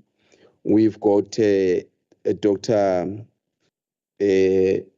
Nyataza, who's going to be the presenter for us. Dr. Myataza, you are most welcome. We know you are in the visual platform. Dr. Myataza has a background in the sciences field, and he holds a BSc honors degree. He has served in various institutions of higher learning as part-time tutor and a lecturer at the Wits University, formerly known as UNITRA, but also he has lectured at the UNISA, as well as the Nelson Mandela Metropolitan University, formerly known as PE University. He holds an MBA as well as PhD in administration degree in administration. He is currently serving as a researcher for Portfolio Committee for Finance and Provincial Expenditure at the Eastern Cape Provincial Legislature. He has introduced several studies on the Eastern Cape Province's procurement price index, centralized electronic database, the supplier payment, and the province's own revenue generation. He has a chapter contribution to the Juta Developmental Local Government Series, which is the journey to transform local government, and he participated on Chapter 11, Internal Oversight as a Catalyst for Improved Financial Management in Eastern Cape Municipalities, the role of impacts and internal audits. That's what he has done. We welcome you, Dr. Myataza. Please take the platform. We have 30 minutes. Thank you, Honorable Chair. If I may be allowed to flight. Yes, no problem. Okay.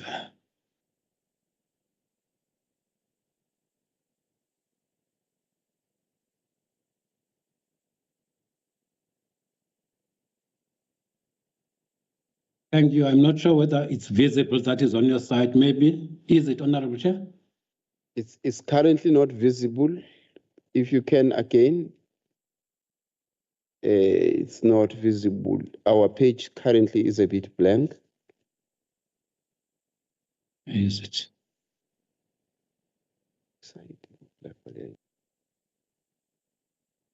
Let me try again. Okay.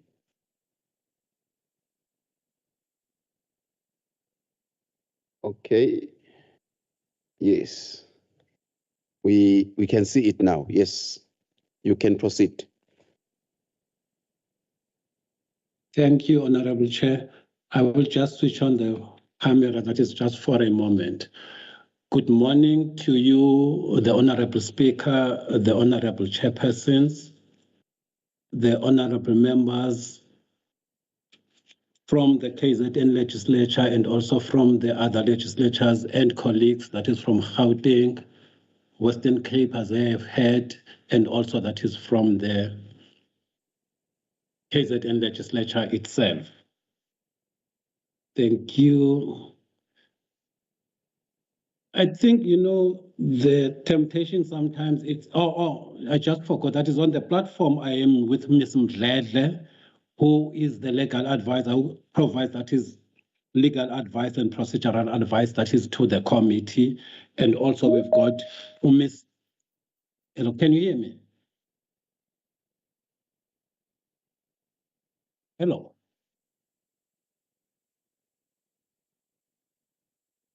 We are battling with our network, your network. I think we've got an intermittent kind of connection. We're not sure if you can hear us.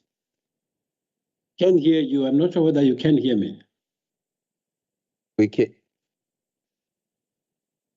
Yes, we can hear you. It's going to help us if probably, Doctor, you can just switch off your That's what I'm video. thinking. That is just to switch off the camera. Yes, please.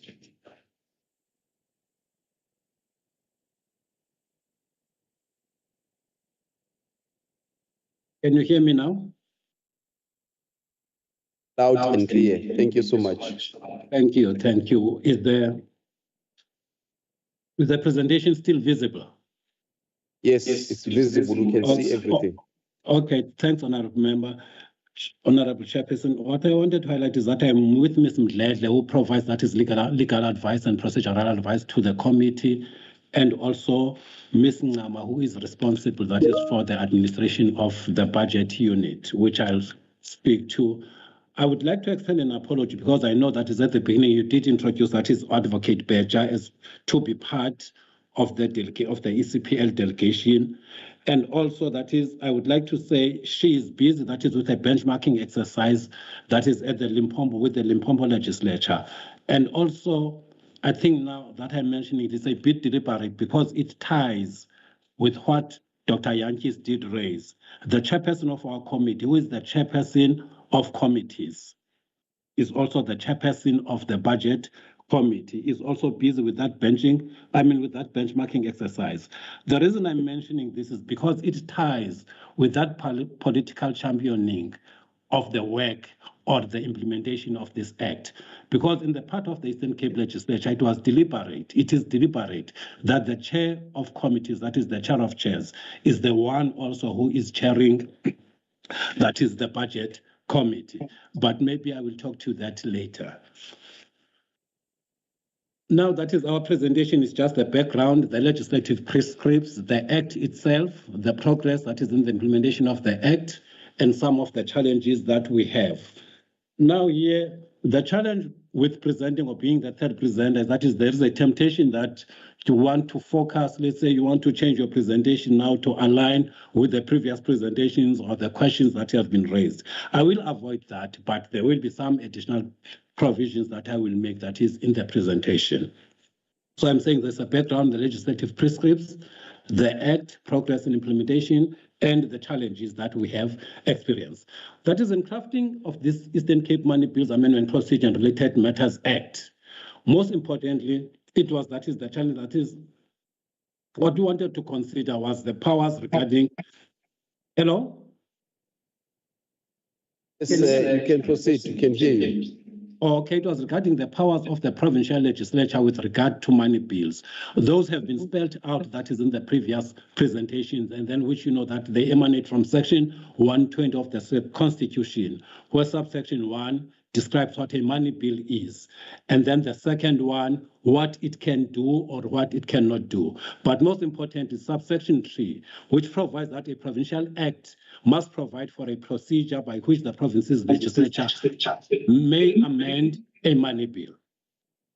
Now, in amending a money bill, the legislature should take care not to rewrite the budget and as such take over policy-making function, which is the prerogative of the executive. It was, however, proposed that amendments should be done from an oversight perspective with no intention to write the budget. And also that is the legislature should not become another MTech hearing platform where provincial departments motivate for more money. But I will talk to this maybe sometime that is later, that is in the presentation. And then this other one has also been mentioned, that is the legislature should not be a mere rubber stamp, that is for the budget. Now, in ensuring that is the implementation of the Act, and also managing the tensions which will naturally arise, that is between the legislature and the budget. We looked at some of the legislative prescripts which we have. That is, they are clearly outlined in section 104, 114, 119, and 125 of the Constitution. For instance, section 104 provides that the legislative authority of a province is vested on the provincial legislature. But section 125 subsection 2D, that is the premier exercises the executive authority together with the other members of the executive council by developing and implementing provincial policy. And then also section 119 of the Constitution regulates the procedure for the introduction of bills in the legislature and states that Only members of the Executive Council of a province or a committee or a member of a provincial legislature may introduce a bill in the legislature. But now there is an exception that, but only the member of the provincial executive who is responsible for financial matters in the province may introduce a money bill in the legislature. But nevertheless, that is Section 120, subsection 3 of the Constitution provides that a provincial act must provide for a procedure. So even if all the other members may not introduce a money bills, but this gives a gap that is for a legislature, now for the members to input on a money bill, provided they have got a provincial act which must provide for a procedure, that is to amend a money bill. And then so amendment of money bills must be informed by perceived gaps of the money bill introduced to meet service delivery imperatives. It then becomes apparent that the money bill amendment will be done from an oversight perspective, because care here is taken not to step into the policy formulation space, but at the same time, it gives the legislature, that is the power to amend. But now that amendment should be from an oversight perspective, not to step into that space. That is the reasoning that we had, that is in the formulation of the act. And then that's the same, that is, if now it's going to be done from an oversight perspective, that is the amendment of the bill, it therefore became imperative that the budget process, as well as the budget cycle as proposed in the sector oversight model, be taken into consideration by the legislature when we were drafting, that is, this amendment of money bills. And then getting into the act itself.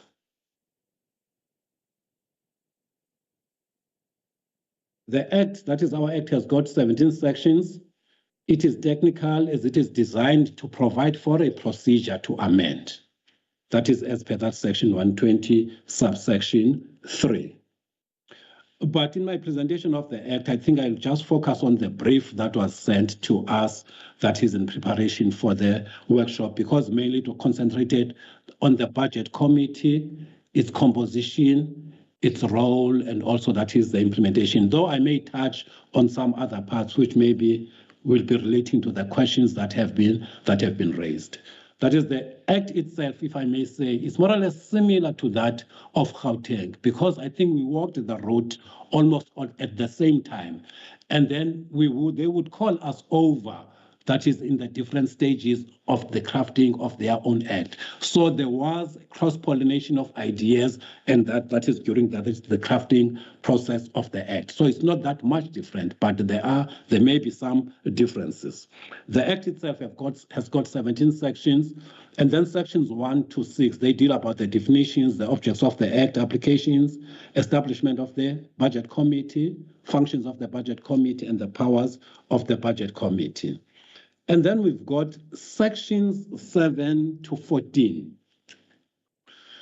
These sections, we tend to say they are the meat of the act, because it's them that they establish the actual procedure to be followed in the amendment of the money bills. So they entail what must be done before the introduction of the provincial appropriation bill, the mid-term budget policy statement, the introduction of the appropriation bill, during the passing of the appropriation bill, and also that is the amending revenue bills, which are money bills, and some revenue proposals. What I'd like to say, maybe I'll just talk more, that is on this session, though the brief didn't ask much of this, but to us it is important because this is the basis for the amendment of a money bill. This provides, that is the basis for the amendment of the money bill. Because the procedure that is prior to the introduction of the provincial appropriation bill, with us, the way we are structured, that is as the Eastern Cape Legislature, this begins, I can say, in October or November. We have got 2 reports that are tabled during that period. It's the annual report, and then we also have the mid-year report, which we call the half-year financial and oversight report. Those reports are tabled at the same time. We first consider that is the annual reports. We then consider that is the half-year financial oversight reports. And then at that time, there's also consideration of the scoper reports by the other committees. by SCOPA. So we've got the annual report, the half-year financial, the SCOPA reports. And then it is also at that time, that is that October, November period, that the provincial treasury also tables the adjustment budget. And also with us, that is as the provincial legislature, the medium-term budget policy statement. And then that MTBPS is an indicator of what they intend to do, that is the following year. Now, the way we are structured is such that the committees are expected, using the annual report, the half-year financial report of the current financial year, the findings of scope are relevant to their own committees, and also the intentions of the provincial treasury for the following financial year, to come up with a report based on those, because that's from an oversight perspective. Because also included into that would be some oversight visit reports and things like that, all of that combined. And then from that, looking at the intentions of the department of the provincial treasury for the following year, based on their MTBPS, they draw up what we call a budget review and recommendation report. And then it is that budget review and recommendation report that's going to spell out, that is for the provincial treasury, having looked at the financial performance, half year, annual, and all that, that this is, and also their intentions for the following year, that this is what we, as the legislature, is saying. But each portfolio committee draws its own report, and then those reports are forwarded, that is, to the budget committee, that is for consideration, and then also for forwarding to the provincial treasury, saying, in your tabling of the budget the following financial year, this is how we have reviewed the performance of the budget, and then these are our recommendations going forward. And then there will be toing and froing of information or responses now between the budget committee, that is the legislature, and the provincial treasury regarding that. I will say, in fact, if I may expand, the Act also requires, that is the provincial treasury then, being detailed on one slide, that is the provincial treasury then on the tabling of the budget, be able to provide, that is the responses it has, if it has not taken into consideration, that is the recommendations or the budget review and recommendations report. That is, it should table, that is together with the budget explanations to that. But let me not dwell. That is sections 15 to 16 of the Act. Section 15 just deals with the provincial legislature budget unit, which is the equivalent of the parliamentary budget office. We call it, that is here with us, that is the provincial legislature budget unit. If I may dwell more, that is our structure there, I think it has got about 7. We do not have a fully functional budget unit as such, if I may say. I am just appointed, that is as the acting general manager, just to drive it, to ensure that is the implementation of the Act, that is to assist the committee with the implementation of the Act. So we've got the general manager, who can say is more or less what they call, that is the director. And then it's a flat structure. We've got an economist, we've got a policy analyst, and then we've got 3 sector budget analysts or cluster budget analysts. And then they are supported by an administrator, the administrator who provides support both to the committee, that is the budget committee, and also the unit itself. So that is sections 15 to 16, 15. It deals with that is the establishment of the budget committee. And then the object of the Act, they are similar to what has been presented, that is by the Gauteng provincial legislature. That is, Mr. Chulane did speak a lot, that is, more that is on this. And then section 4 of our Act, that section is about the establishment and composition of the budget committee for consideration of money bills. It outlines that the budget committee consists of members appointed by the rules committee proportional to their representation in the legislature. So that is the representation of the budget unit is more or less the same as also other portfolio committees. That is the driver behind, that is its proportionality. And then the chairperson of the portfolio committee on finance must ex officio be a member,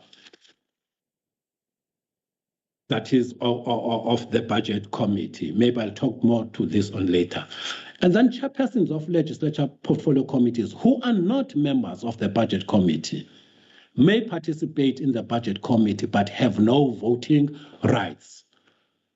you know, the way it has happened now, that is in the current term, the 7th term, I would say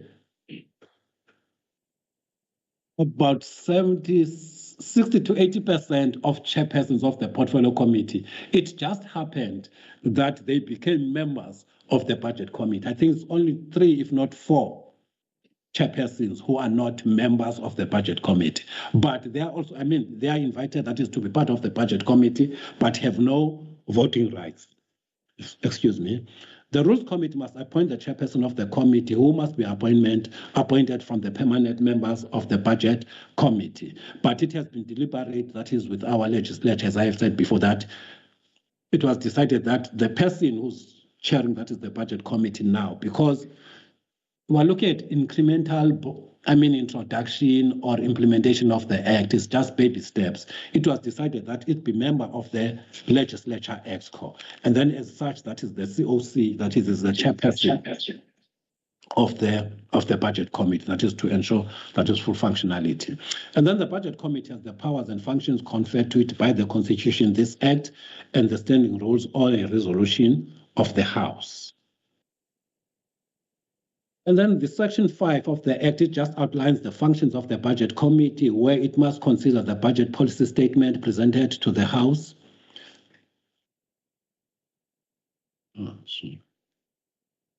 Sorry for that, honorable members. The policy statement that is also considering and reporting on the division of the revenue bill, provincial socio-economic outlook, the provincial appropriation bill, actual expenditure published by the provincial treasury, the actual revenue published by the provincial treasury. I'd like to talk more, and we also have that is recommendations of the Financial and Fiscal Commission. Those that is at a national level, and then that goes with the division of revenue bill. But also, there's also recommendations of the Financial and Fiscal Commission on the Eastern Cape budget and any other related matter set out in the Act. Now, on the recommendations of the Financial and the Fiscal Commission on the Eastern Cape budget, I think it overlaps with what we've got there, that is in the progress in implementation. The legislature is in the process of drawing up, that is an MOU with the FFC. That I think that has been done. It's past committee level, sitting with the office of the speaker. It should be the speaker now engaging, that is the chairperson of the FFC, that is to finalize, that is that MOU. Because we are requesting, that is the FFC, to have specific recommendations or a specific research that is regarding, that is on the Eastern Cape budget. Hence, we've got, that is the recommendations of the Financial and Fiscal Commission that is on the Eastern Cape budget. But of interest here, honorable members, it's just, I wish Dr. Yankis was still here, because I think this is an area where the Parliamentary Budget Office should come in. Because does it mean that all these legislatures, now the KZN, there is a take-up that is looking into implementing their own act. We've got Gauteng. To get the FFC to report or research on that province's finances or budget, does each and every legislature has to have its own MOU, or maybe it can be centralized, that is at the PBO, whether, I'm not sure whether that would imply, that is the change in the legislation governing the FFC and everything like that. But currently, much as the FFC exists to assist, that is Parliament and legislatures on matters financial, but we wanted to have an MOU that is drawing them specifically, that is to our own budget, that is the Eastern Cape budget. But that's a space maybe for people that is who are legal, and I don't have much that is regarding, that is the legal background. Thank you. But I think it's an area worth noting. And then the budget committee must receive the reports on the budget from the portfolio committees. Invite members of the portfolio committees to attend the budget committee meetings when issues relating to their cluster are being considered, and make recommendations to the House on the overall budget allocation, and publish these reports on the Eastern Cape Provincial Legislature website within 7 days of the House sitting. What I may have forgotten, that is to mention, that is when I was mentioning this budget committee, it's that as the Eastern Cape Legislature, I think it was towards the end of the 4th term, I think around 2013, 2014, where we realized that we've got the budget votes which are sent to individual committees. And then the provincial appropriation is referred to the Portfolio Committee on Finance and Provincial Expenditure. And the individual budget votes are referred to the individual committees. They consider their own Department of Health, Portfolio Committee Health, considers health, education, considers education. And then they come up with their reports. But at the end of all that, it is the Portfolio Committee on Finance which has got to pass the appropriation bill, the whole appropriation bill, without having interacted with those committees. And then we created, we created sort of, we can say, a quasi-budget committee of the finance committee. One of the chairpersons were invited to report or to give their input on the budget to the finance portfolio committee. But that became a challenge because now you had the chairperson of the Portfolio Committee of Finance calling chairpersons of other portfolio committees, asking for their input.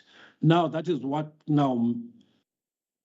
implications does that have on the status of the chairperson of Portfolio Committee of Finance? Because he or she is also just a chairperson as the other chairpersons of the other portfolio committees.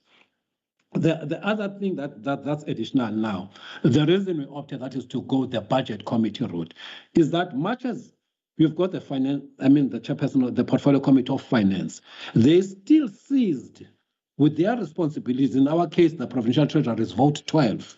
The responsibilities of oversight over the provincial treasury, that is as vote 12. And most of that is in our province. We had, that is some challenges that is regarding, that is the state-owned companies, that is the public entities. I think that's program 2 of the provincial treasury. We've got program 5 of the provincial treasury, which deals with financial governance and municipalities. So we felt that, and also that is administration of conditional grants and all such things that is in the vote 12. And then it was felt that let's free the Finance Portfolio Committee of this burden of the budget so that it can concentrate more on the responsibilities, that is on the vote 12 responsibility, that is as the portfolio committees. But be that as it may, the chairperson stands invited, that is as an ex-official member, that is of the budget committee, as a member of the budget committee. Now, Section 6 is about the powers of the budget committee, determine its own procedures, annual programs. The budget committee must oversee the preparation of the plans and budget of the provincial legislature budget unit. I'll talk more to this maybe when I come to progress in implementation. And then the budget committee must consider money bills referred to it, investigate and report on issues that are referred to it or its own initiative, hold public hearings, solicit comments from the public, and exercise any powers granted to it by the Constitution and the standing rules. Then if we look at the progress in implementation that is of the Act, that is of us, that is as the Eastern Cape Provincial Legislature, we can say one of the progress, the first one is the setting up of the Standing Committee on Budget and Money Bills. And then the workshop of the members. That is in the 6th term, all the members were workshopped, that is on the Eastern Cape Money Bills Act. And then we also have got some participation that we do, that is, and attend. That is the annual network of parliamentary budget offices. We've attended, I think, the last 2, if not the last 3.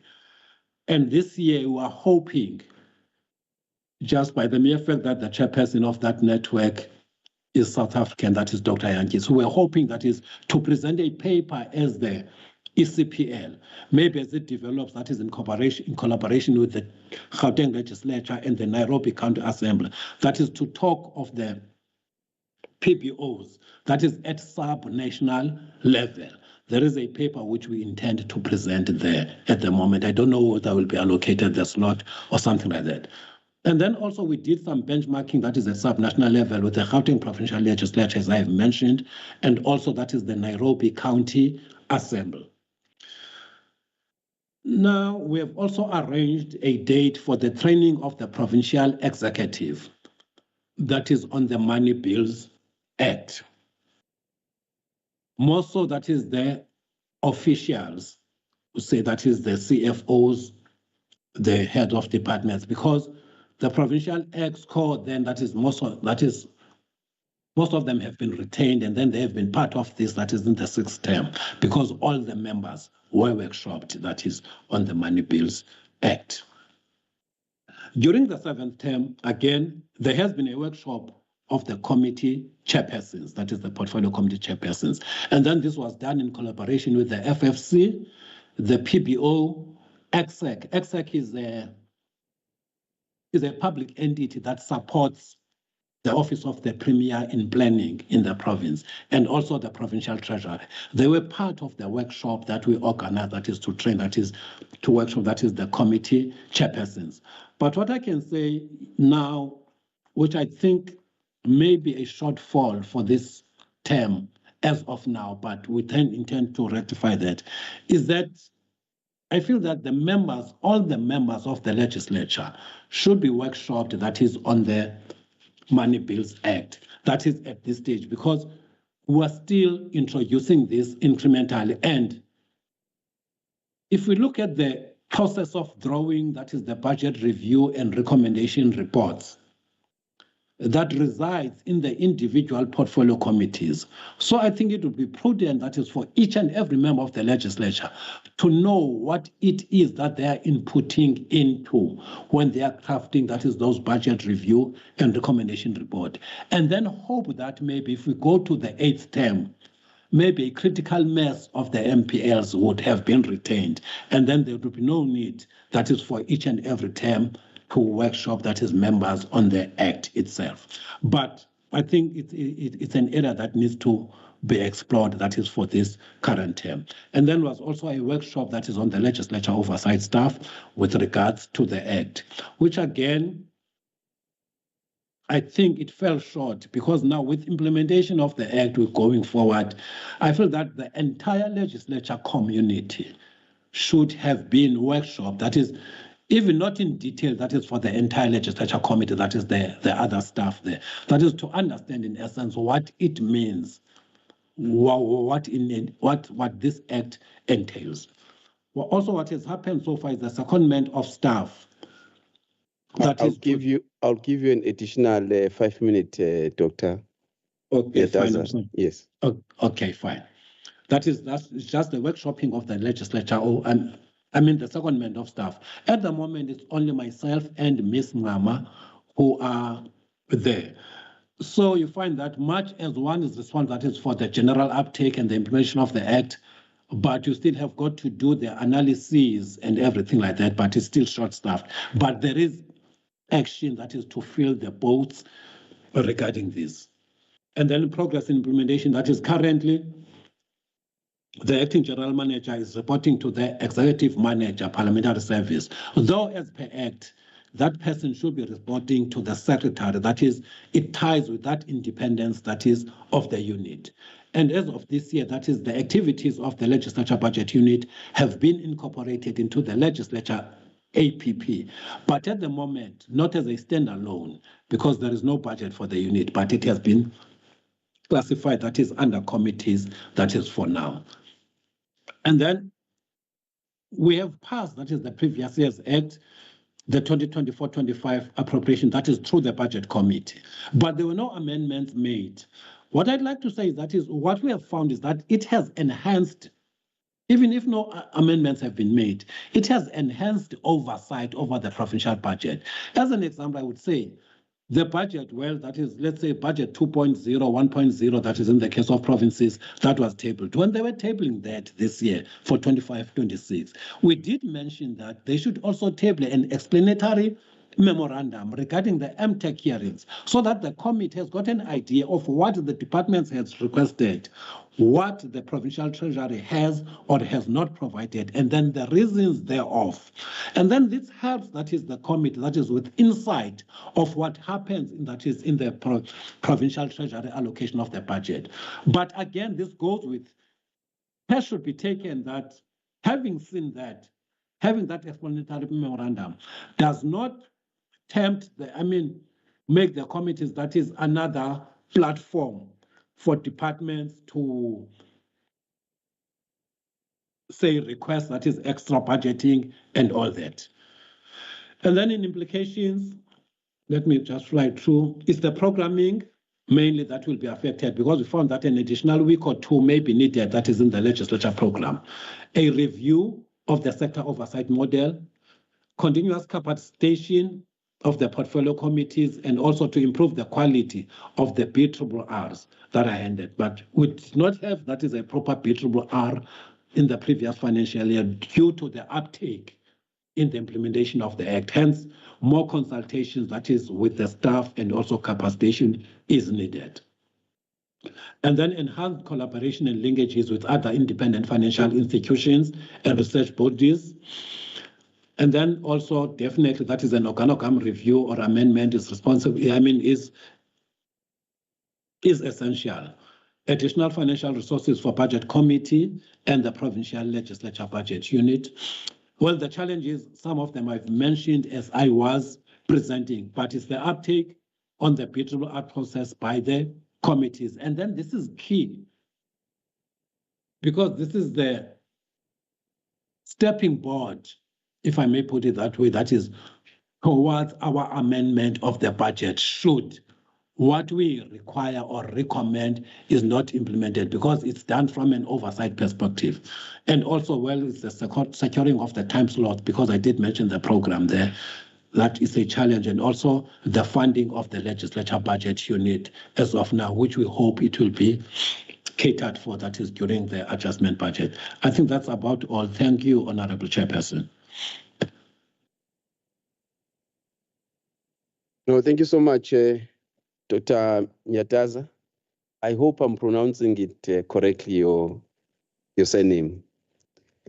But thank you so much for the presentation. We really appreciate it. I think honorable members were really listening attentively, and I think there's a lot that we've gained. Honorable members, it's that time again where we have to engage, because we're at the school here, we are learning. There's nothing that is wrong when we engage or when we ask. So I really urge members to interact and engage in this process. Any takers for the engagements?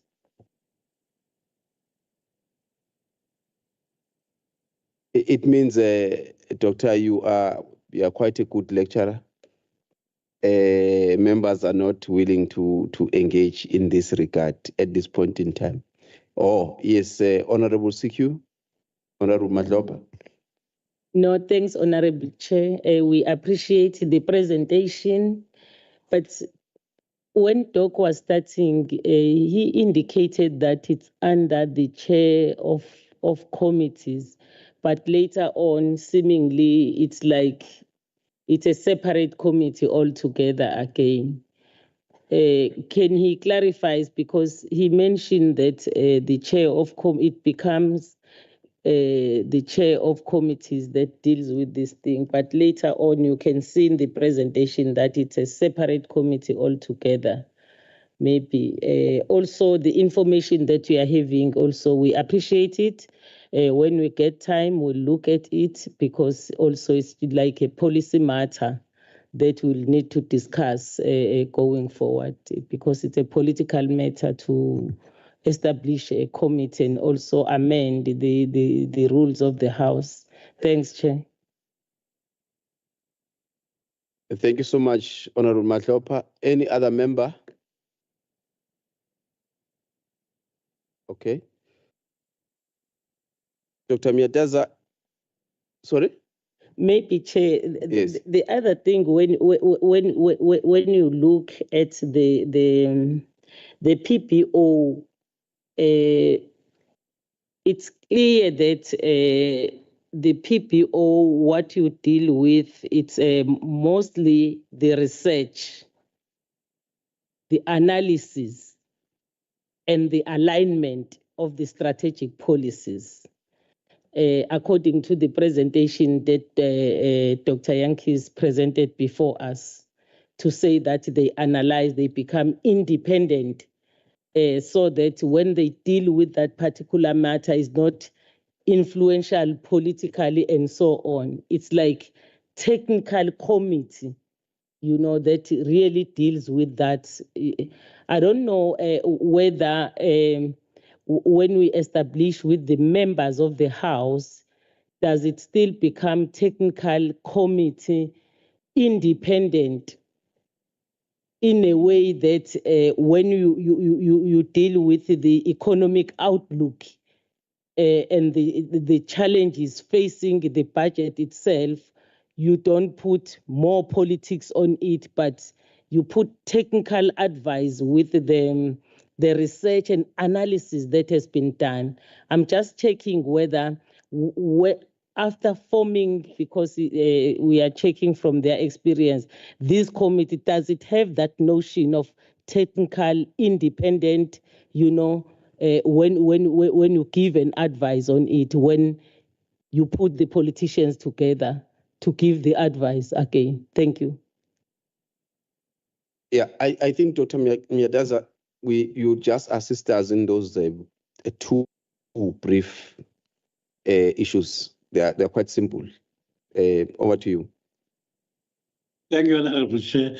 No, I'm just smiling because you say they are quite simple, but the second one is sort of, I'm a bit stumped. That is because maybe I may not have caught that drift exactly.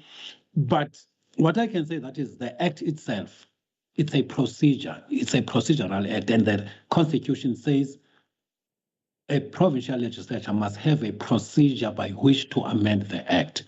That means you must be able to demonstrate, that is to the committee, that is the committee must be able to demonstrate, that is to the provincial, that is these steps have been followed statically. And then arising from this and also from this analysis, this is the reason that is we are proposing the amendment, having looked at this. I'm not sure whether maybe that comes close, that is to the honorable member who has raised this, or maybe I may have missed the point. And then the other one, it is a separate committee, that is the budget committee. What we are raising, I can say it has been raised by the other chairpersons when at a political level, that the chair of chairs is the chairperson of the budget committee. So he is the chairperson of the budget committee, but he is still the chair of chairs. It's not that the budget committee is under the chair of chairs office as the chair of chairs entails, but it has been delivered that the chair of that this committee for this term be chaired by the member of the executive to ensure that is the uptake and also the incremental implementation of the act. So he is the chairperson of the committee, but he is still the chair of chairs. So you can say, if I may put it, he reports to himself as the chairperson of the committee, also reports to himself, that is, as the chair of chairs. But it's just like that. Thanks, honorable members. Probably you must assist us in that point, just last point. How is the chairperson of the budget is elected if it's not the chair of chair? Because we are saying for this term is a chair of chair. It means it's not legislated that the chair of chair is is a chairperson of budget. How is that chairperson appointed if he's not the chair of chair? It's just that now is a chair of chair. It creates a bit of a confusion. Honorable Madlopa? Oh. Yeah, Chair.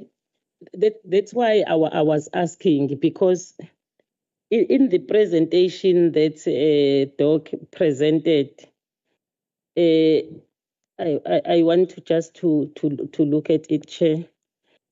He indicated that the chair of this budget committee, or the PPO, is appointed by I think it's a rules committee, somebody, but I did not get that powers for that particular person. I'm trying to check here because he talks about the rules, somebody that now like elect this chairperson, as they are taking it away from the chair of committees. Maybe if he can clarify that one, because the other one is indicating that it's legislated that you must do that. Yes. But and the change, I don't know the change, whether also is it legislated that maybe it was a mistake to be the chair of chairs. Now, according to this, they give to that particular person to really deal with the appointment. Thanks, Chair. I hope you understand, Dr. Miadaza, the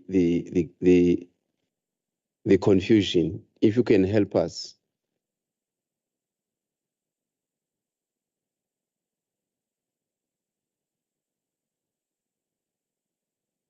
Dr. Miataza?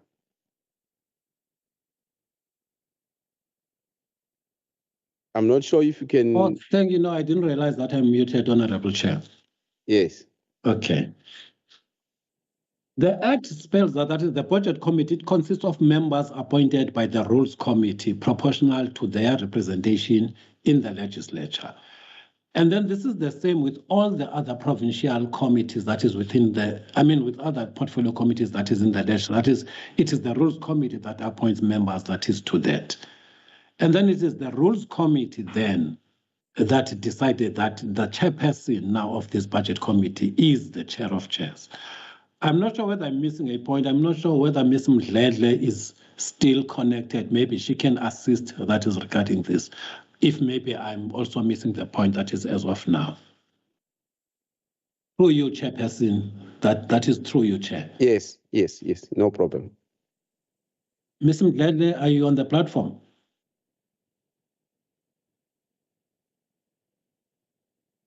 It doesn't seem that Ms. Mdledle is. No, she is. She is, yes. It's just that she's muted. If she can unmute.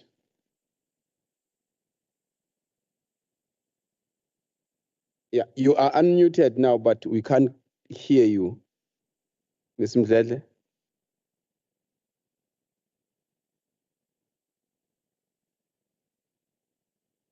Okay. Can you hear me now? When. Yes, you can proceed. Okay, thank you, honorable members. Good morning to you, all the honorable members and colleagues from other provincial legislatures and parliament. As Dr. Miataza has already alluded to, it is our rules committee in terms of, maybe I must start at this first. The budget committee is established in terms of our provincial act, that is the amendment of the Budget Procedure Amendment Act, which Dr. Miataza was presenting before you, honorable members. It is established in terms of the act, that is the provincial act.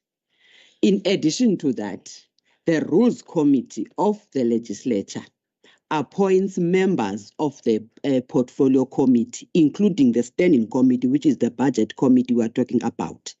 So in terms of the members, including the chairperson of the budget committee is appointed by the rules committee. But the committee itself, I would say, is a legal committee, which is established in terms of our act, which is presented before you.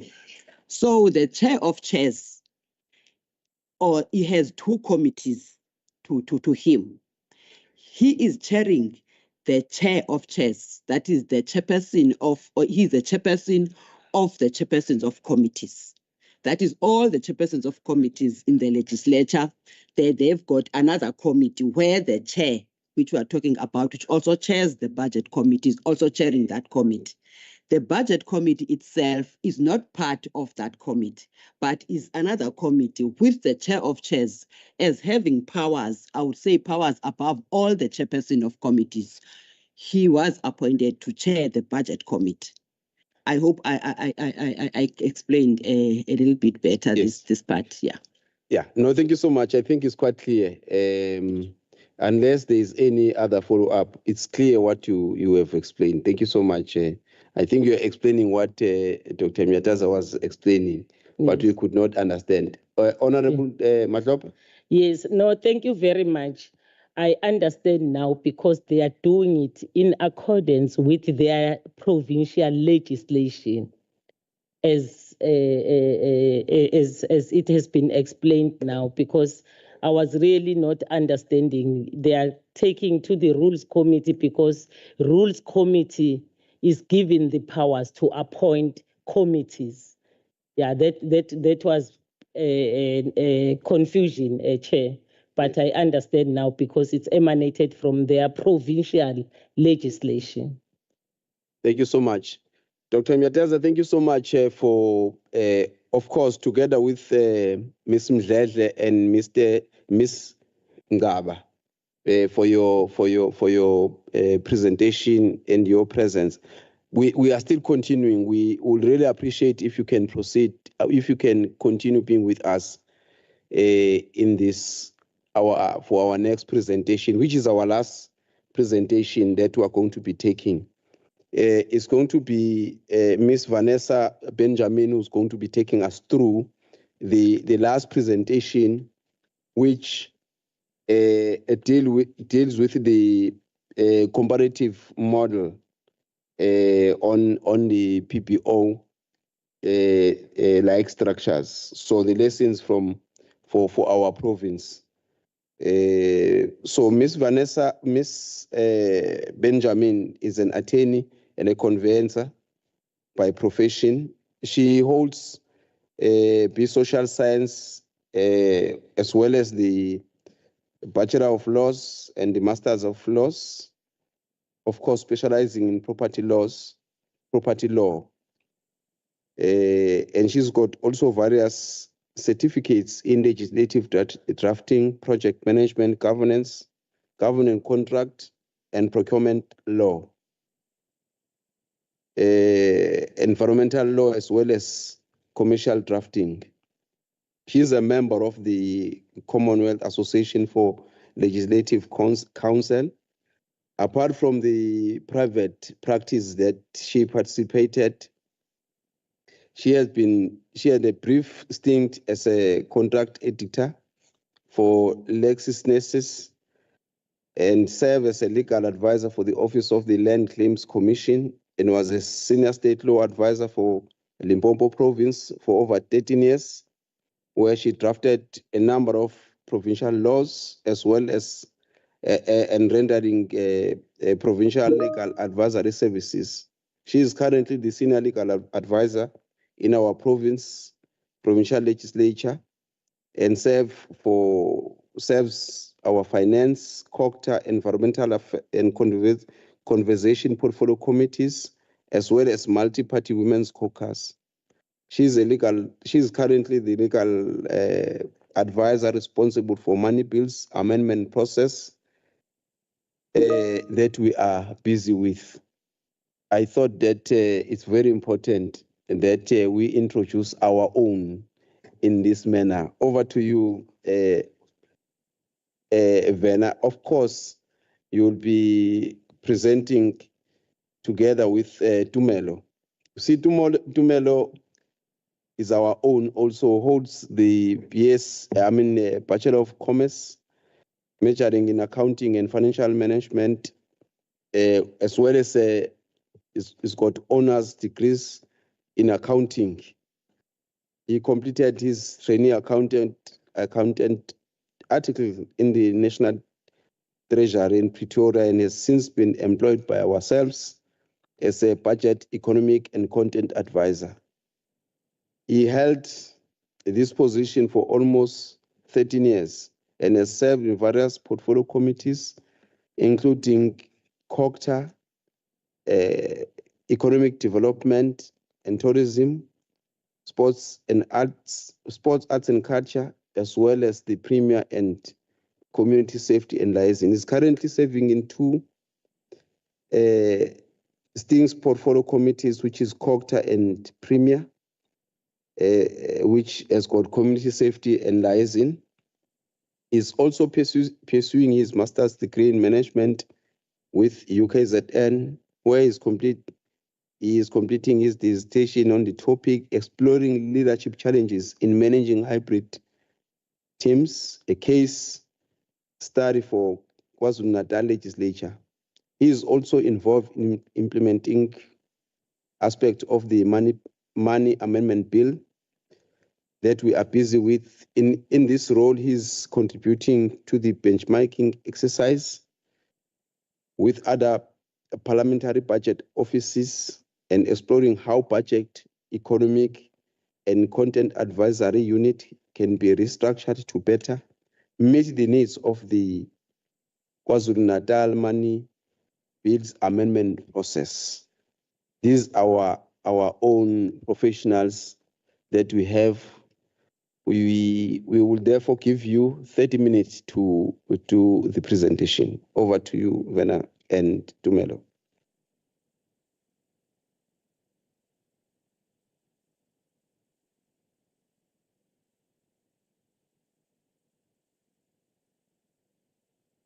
Don't be threatened with what you are seeing in front of you there.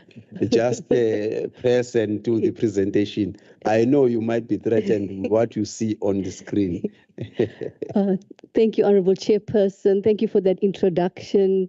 As the Honorable Chairperson has said, we are one of KZN legislature's own. Good morning to all the honorable members as well as the colleagues and our guests from the other provinces who've come to share with us, and we met them on other platforms as well. And we were really impacted by the fact that they've gone before us, and we can always learn from those who've gone before us. So briefly, this morning, myself and Tumelo are going to just unpack a few things, especially with regard to benchmarking that was conducted. Now, I'm sure when even I as a legal person, when I had to understand money bills and the amendments, it was quite a complicated area or topic or discussion. So we want to ensure at the end of the workshop that members, honorable members, are able to understand the concepts that are applicable to money bills and the amendments. And it's a process that we are all going to walk together with. So don't be alarmed if you don't catch everything. There are going to be capacitation sessions and training as we go on. But this is going to be the start, and hopefully we can kindle a deeper understanding of the material. Currently, just for context purposes, when a money bill like the appropriation bill is introduced in the legislature, it's almost as though it's a rubber stamping kind of activity, because we can either accept a money bill or reject it. If we get a bill, an ordinary bill that is not a money bill, there's greater flexibility by portfolio committees. You're allowed to amend something emanating from public comments. So even if we take a money bill out, like the appropriation bill, and we consult with the public, we cannot amend anything in the appropriation bill. The current power that we have is either to accept or to reject that particular money bill. So by enacting this kind of money bills amendment process legislation, we're going to have, as members, you're going to have more leeway. And you're going to, in terms of your oversight of the provincial executive in respect of the budget. All right, so that's quite an important aspect. So we just today, Tumelo and I are going to focus on some of the benchmarking exercises that we've done, just to bring everyone on board as to what informs KZN's model and KZN's money bill amendment legislation. And you will hear from the presentations that they are very, very key role players in the amendment of money bills, right? You have to have an act in terms of Section 123 that will allow you to amend money bills. Number two, we've heard from the legislatures here that you need a specialized committee to be able to process these money bills and the amendments to money bills. And the third thing that we've seen nationally as well as provincially is a structure, right? An advisory structure to be able to assist that specialized committee to process amendments of money bills. Sitting here, it's complicated. So you need specialized advice. So what brings us to our point of departure as the KZN legislature is that we're looking at, and you'll hear more tomorrow when we go clause by clause through the bill, we're looking at using an existing portfolio committee. So not establishing a brand new committee from scratch, but using an existing portfolio committee, which is the Finance Portfolio Committee. And the second thing, which is our second point of departure as KZN legislature, is that we're looking at using an existing unit. There is a unit called the Budget and Content and Economic Content Analysis Unit. And you'll hear, you can from the other presentations as well, it is expensive to set up an independent structure. So what we had to do was we said, okay, this is the model that we want to adopt as KZN legislature. We want to look at using an existing unit. Is there precedent for it? Is there something that was done nationally, even not even nationally, but even on the continent that can assist us in terms of ratifying this model? And what can we do to reinforce this unit to make it fit for purpose so that it can act as a parliamentary budget office? So you'll hear me say PBO, it's the Parliamentary Budget Office.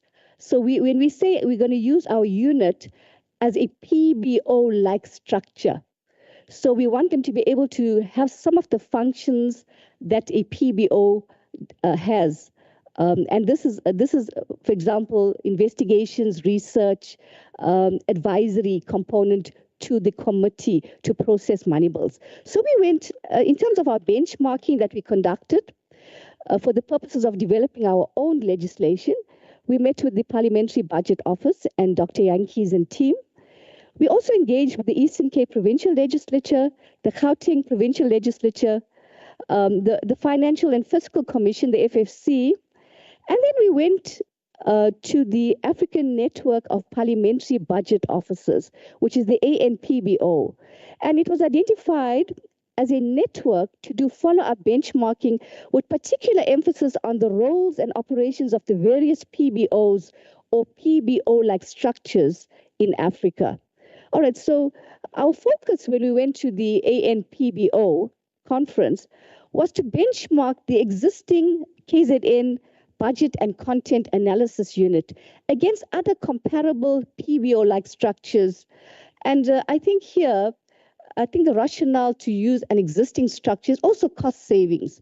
From what we've heard from the other provinces as well as the national PBO, on a provincial level, it can cost anywhere between 10,000 upwards, 10 million upwards. So you're looking at, could be 12 million from what I understand from Eastern Cape. So it's an expensive external structure to set up. All right. So Parliament has an external PBO with its own director and accounting officer. The Eastern Cape establishes an independent provincial budget unit. The GPL establishes an independent structure. And what we have as KZN is we have an existing internal administrative unit. All right. So what we want to present today, Tumela and myself, is to present key learnings from the ANPBO conference and their relevance to the KZN legislature, and to also assess some international practices with regard to Uganda, Zimbabwe, and Kenya in establishing PBO-like structures. The other items we'll consider on day 2 of the presentation. So what is the importance of PBO-like structures in promoting budget transparency and accountability? This is what we learned at the ANPBO conference in Kenya. And we need to bear these things in mind when we deal tomorrow with our own internal budget and content analysis unit.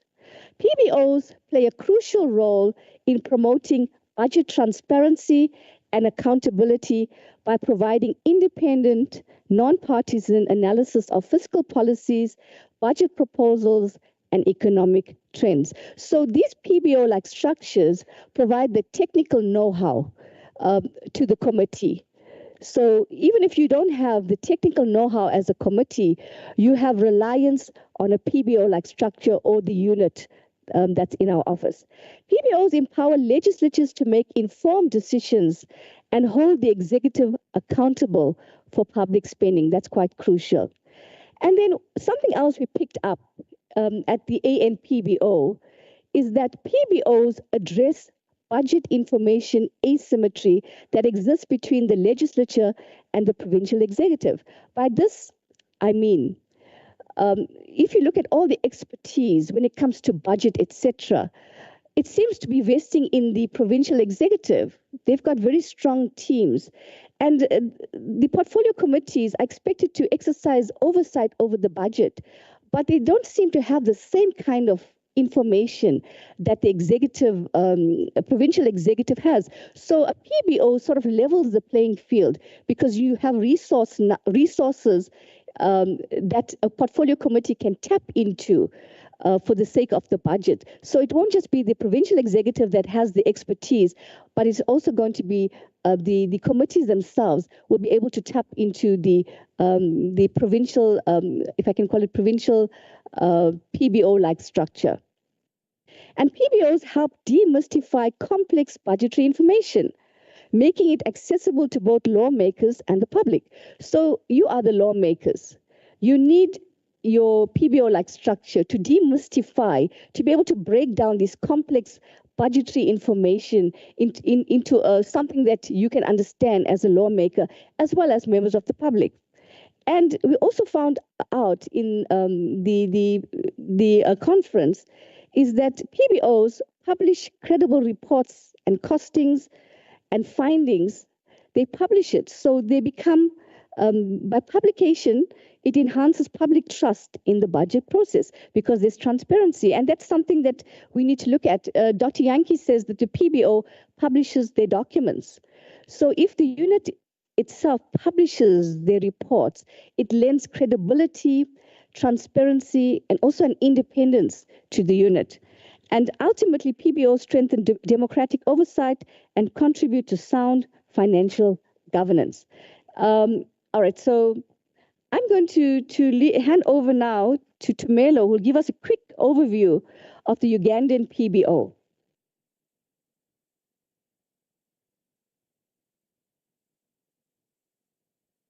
And thank you, Honorable Chairperson. And thank you to my colleague for a very extensive introduction. It's quite convincing. It really helps members to understand where it's coming from, their background. I think it was essential, honorable members, so that we get to understand their background.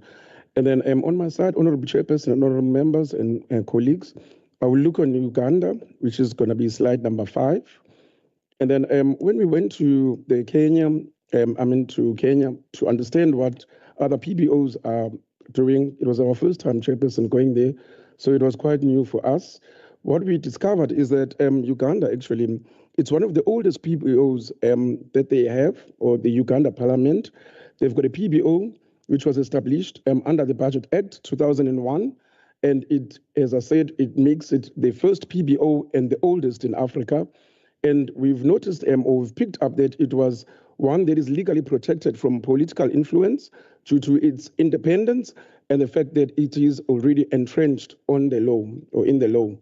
And when we looked at the functions of that PBO, we noticed that its functions include to provide Parliament and its committees with objective and timely analysis required for economic and budget proposals, as we've indicated earlier on, that when the budget proposals come through to the Parliament in Uganda, they're the first ones to look at it, in the PBO. And they provide technical support, as my colleague, Ms. Werner has stated, that it's a very technical document that comes through, which needs a highly specialized skill. And then also its role, it also ensures the fairness, transparency, and accountability. In terms of the committee structure, what we picked up is that each parliamentary committee is assigned a PBO advisor, and then who serves within the Secretariat focusing on economic and budgetary analysis. And then I think my colleague, Mr. Shulane, spoke about it, that in Uganda, they have, I think you called it a committee. It's like one of the committees where all the committees are feeding into that superpower committee. And then the role in the legislation, we picked up that it requires that every bill introduced in Parliament be accompanied by a financial certificate or by a certificate of financial implications. And the PBO in Uganda, it verifies the accuracy of these certificates and advises on the implications for the budget for that financial year. And the key takeaways, this is the section that we're going to unpack, slide number 6. We're going to unpack it in much detail tomorrow. What we picked up is that currently in the KZN legislature, you'll notice that the BCA unit, abbreviated, which is the Budget Economic and Content Advisory Unit, it services each portfolio committee. So on that benchmarking exercise, we're picking up that maybe what can be proposed is that the BCA unit, it continues with what it does, and then we look and unpack at the issue of if there's an establishment of the budget committee, then how will that the various budget economic advisors will feed into that budget committee? That's the first one. And then in terms of assigning the staff, I've spoken to that, where the unit will also support the committees via that budget committee. And then there's another issue that we picked up is that there might be a need for that BCA unit to be capacitated to review the Treasury financial certificates.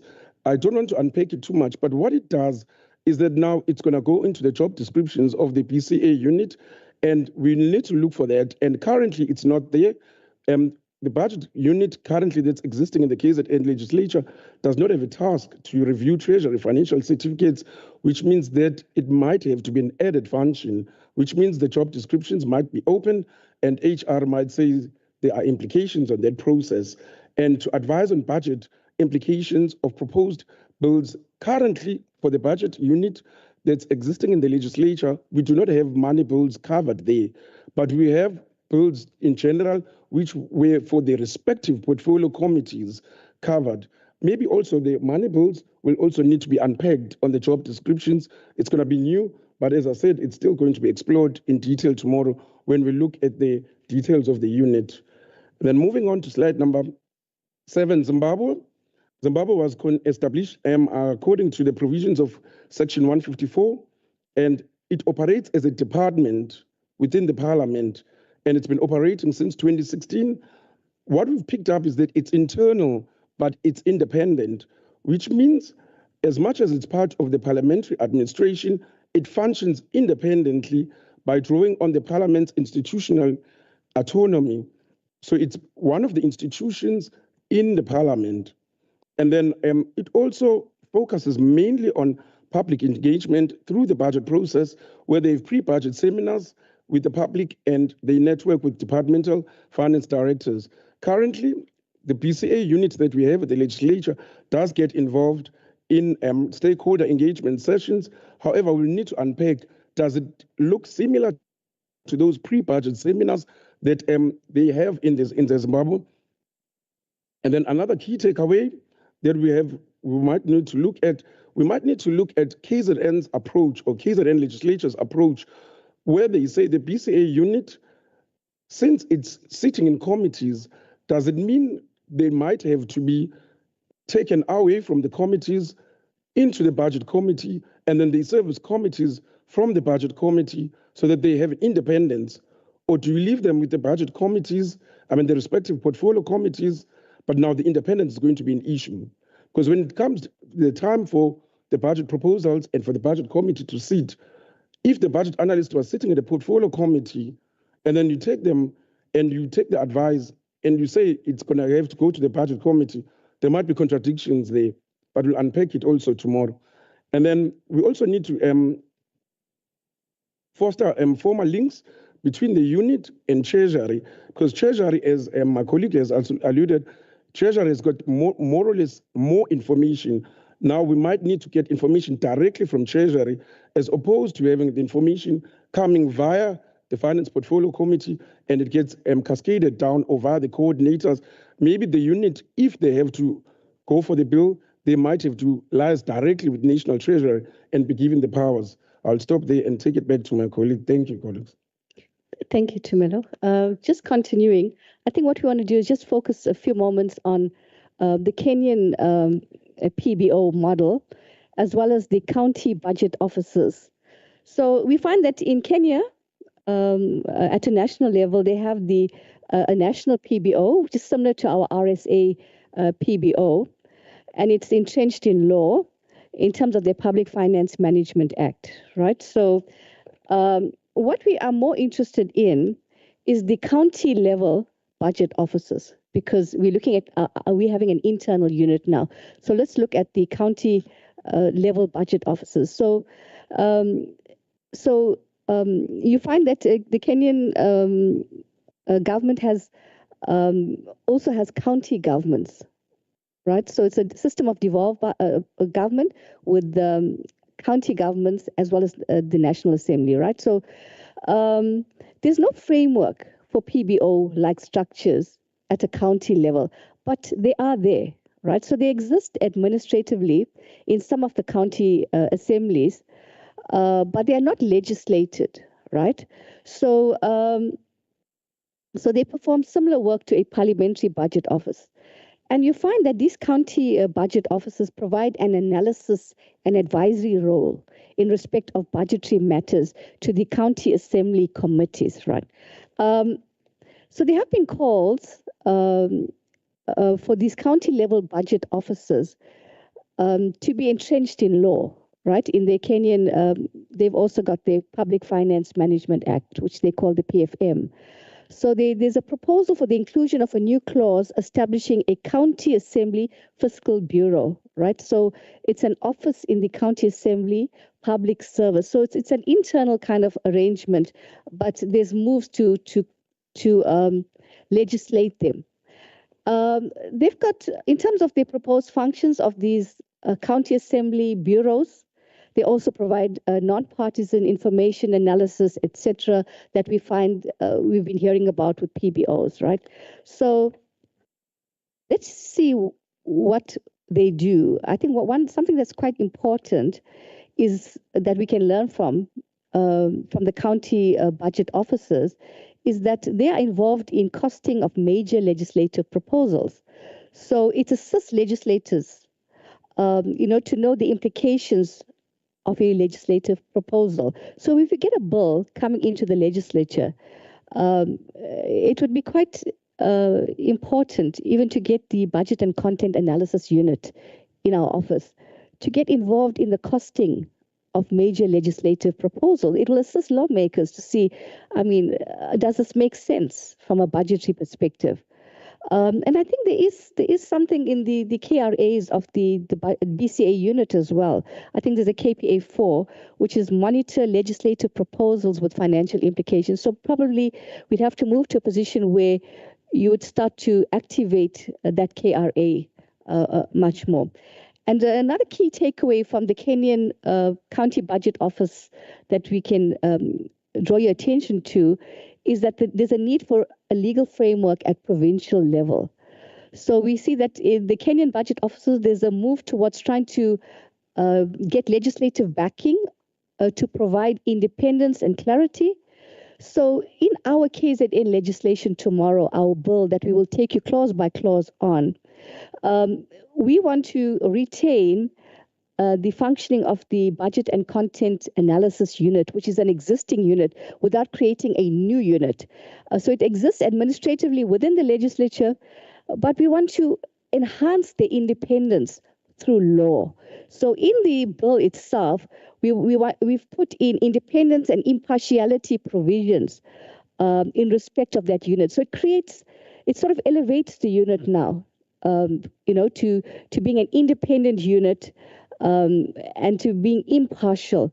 And Tumelo spoke about, the possibility of, if you have a budget and content analyst in each committee, you might have the risk of, conflicting advice For example, health portfolio committee, we want more in terms of the budget for health, and then the social development may need more. So you have these two different competing departments who want to amend their respective portfolios. So that is why there's a need for that unit or the content advisors to be elevated to a point of independence, so you won't get conflicting advice in respect of different portfolios. All right, so, and I think the bottom line with the Kenyan perspective is that you can use existing structures because they've used administrative bodies, to perform PBO-like structures. So I think we came back with the kind of being reinforced in our mind that whether it's internal or external may not be the case, may not be the priority. The priority may be entrenching the independence of the unit. So I think we came back with that positive answer that, yes, it is possible to use an internal unit, provided we make some sort of tweaks in our bill to preserve independence and impartiality. All right, I think that will take us to the end of our presentation, Honorable Chairperson. If there are any questions, we'll take it, and then we'll deal with the issues tomorrow as well. Yes, honorable members, here is the presentation. Of course, the close by close, it will be done tomorrow. So, but I think this is an overview of the proposed act or clauses that might be, so it's up to us to engage in this process. The one question I'm having, yes, angqale ngala bengibona ngaqhamuka umuntu babekazi Honorable Story Mloyi. Thank you, Chair. Let's welcome the presentation. I'm not having much question because I'm thinking that tomorrow we may find clarity further, because I'm trying to find myself in this discussion. What is it that you want to achieve in it? But that is for tomorrow, because we do have the budget unit, we do have the research unit, we do have the finance committee. Where is the challenge in utilizing them? I have heard that Ms. Benjamin is saying that the current situation does not allow for any changes when it's come to treasury certification. We can't overturn or change that. But I'm a little bit concerned with an understanding whether tomorrow will be enlightened further, because I was hoping that we do have the chance with the finance committee doing the budget hearings and the treasury giving the information on that. So when we have the budget committee, it means that there's all the other portfolio committee will have to refrain from dealing with the budget, but also depend on what the budget committee is presenting. We're saying that the budget committee is going to be able to change or allocate differently from what the treasury has done if that committee is there. Is that committee going to be able to say, yes, we understand that our APEC is education, and also we have to give also health the majority of our allocation of the budget. But let's reduce it and also identify other areas of importance in the budget so that we allocate to those departments. I'm trying to find myself so that I understand a process where it does not give us power. Is it on the treasury certification, or is on the process altogether?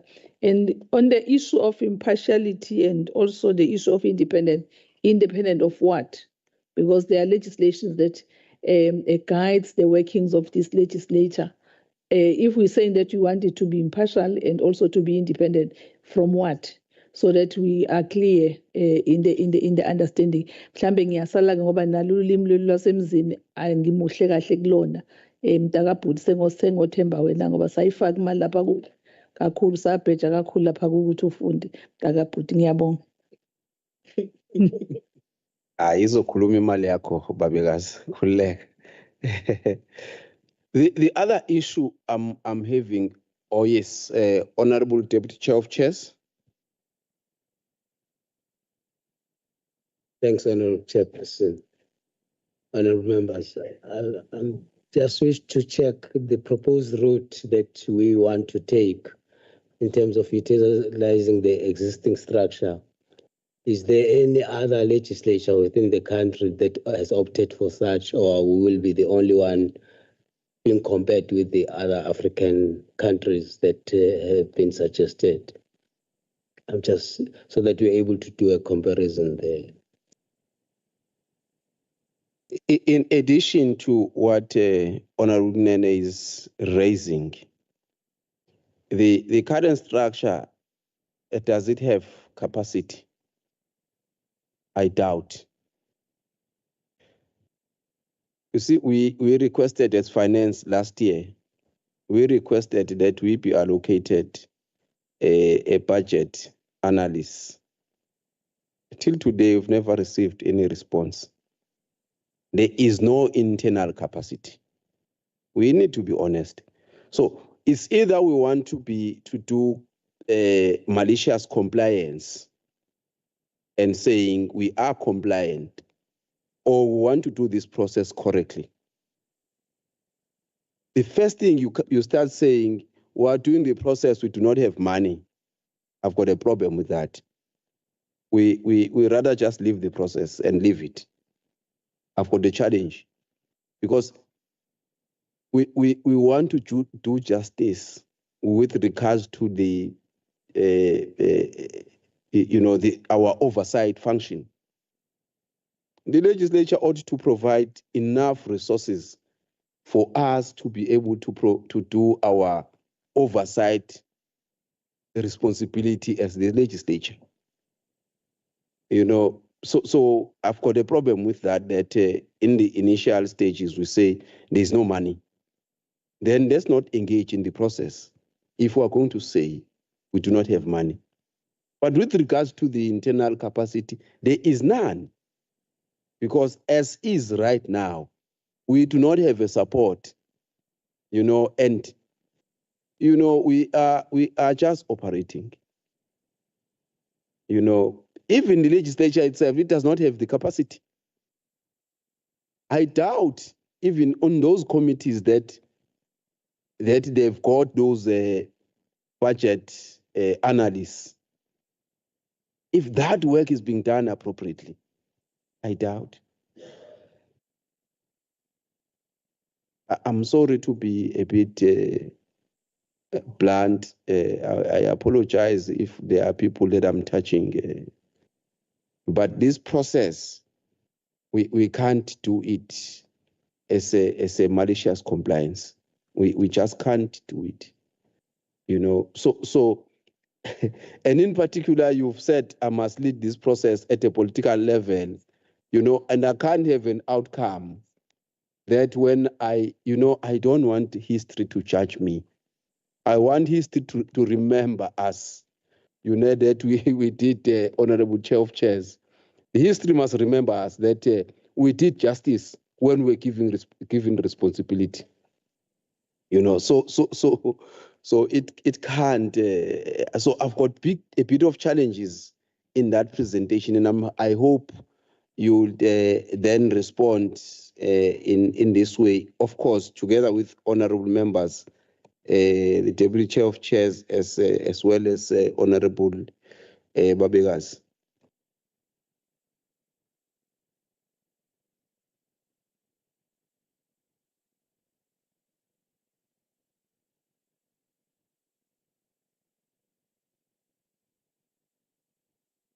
Thank you, Honorable Chairperson. Thank you, Honorable Members, for those questions. This is how we come to a common understanding by asking these very, very pertinent questions. With regard to Honorable Molloy's questions, I think a lot will become clearer tomorrow when we unpack our bill. Then you'll be able to see it in context as to what does the existing Finance Portfolio Committee does versus what is the new Budget and Finance Portfolio Committee expected to do in terms of the bill. So a lot of your questions will be answered. With regard to the Treasury certificate, I think that the point here is that it's the starting point for this type of legislation is that the Constitution, Section 123, requires a provincial act before a province can amend a money bill. So what we try to reinforce is that there's the need. There is a need, a constitutional requirement, and there's a need, right? So we cannot, as a portfolio committee, like you do with ordinary bills, you can amend. We are hamstrung in terms of amendments. But that being said, I think we need to also consider what Dr. Jantjies has said. We don't want to disrupt the budget because a lot goes into the budget. So you will notice from our bill tomorrow, there's a lot of pre-budget engagements. So that there's a lot of oversight on the budget, the draft documents. So when we get to a place when the appropriation bill comes, a lot of oversight has already been done. So that the provincial executive, when they come with the budget, they must come and explain before the budget, you are asked to do A, B, C, D in terms of our budget review and recommendation reports. What have you done? So that's the oversight part, and it's done before. So the emphasis here is pre-engagement rather than amendments thereafter. It'll become clearer tomorrow. With regard to the impartiality and independence, you hear us repeating it. So let me just say, when the PBO was presenting, as well as the provinces, their model is an independent structure. Like the National Parliamentary Budget Office sits as an independent structure, right? So they've got their independence because they're outside, if I can put it like that. So that is why we are saying, since we are using an internal administrative unit that is already there, in as much as Parliament has the external structure which has its independence because they have their own accounting officer. So we need to see in developing a PBO-like structure or using our existing unit as a PBO-like structure. That is why we talk about enhancing the independence from interference, if I can put it like that. If I say independence from interference and impartiality, because it's not done like that in National Parliament, and it's not done like that even with regard to the Eastern Cape and Gauteng provincial legislature. They have structures, external structures, if I'm not mistaken. Is there any other legislature? Is there any other legislature? Because we looked at Africa, and do they have it, this sort of internal unit? And from what I understand, we are one of the few, if not the only one, that has a budget and content analysis unit. A lot of legislatures have research units, but we have the specialized unit. That is why we are saying, let's use what we have, because when we engaged with the other provinces, they didn't have the internal specialized unit at that point in time. Oh, yes. With regard to the capacity question, that is absolutely relevant. If you're going to, and you'll see it from our bill as well, if you're going to enact the legislation that requires the unit to provide such a pivotal role in money bills and the amendments and in terms of advice, they have to be properly capacitated. So let me just say, just give you a little snapshot of what's going to happen tomorrow in the bill. You'll find that there is provision made in the bill for a senior manager to be appointed that will be designated and be there with the Finance and Budget Portfolio Committee. So they will have a dedicated resource at the level of senior manager, and that's going to be legislated in the bill. And also the bill also makes provision in terms of expertise for strategic partnerships to be entered into. So where we may not have sufficient expertise, we would like to enter into strategic partnerships, and it's in the bill itself, with the FFC, for example, the Parliamentary Budget Office, that have independent advice and expertise that we can borrow from and we can use in terms of the provisions of our bill. And there's also the research engagements as well with academia, etc., that you can read into the bill.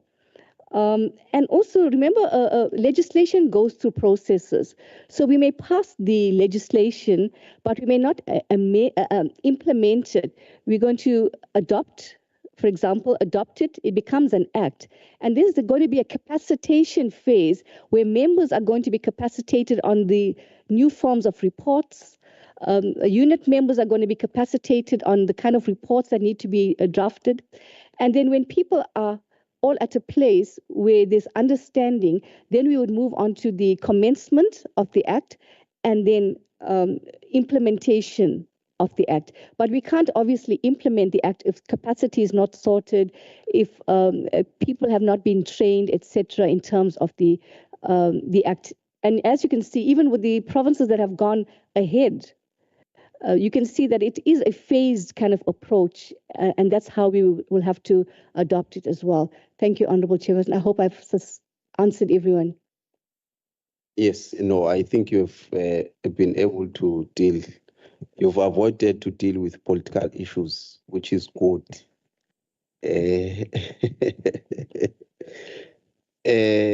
Yes, I'm looking at you, honorable members.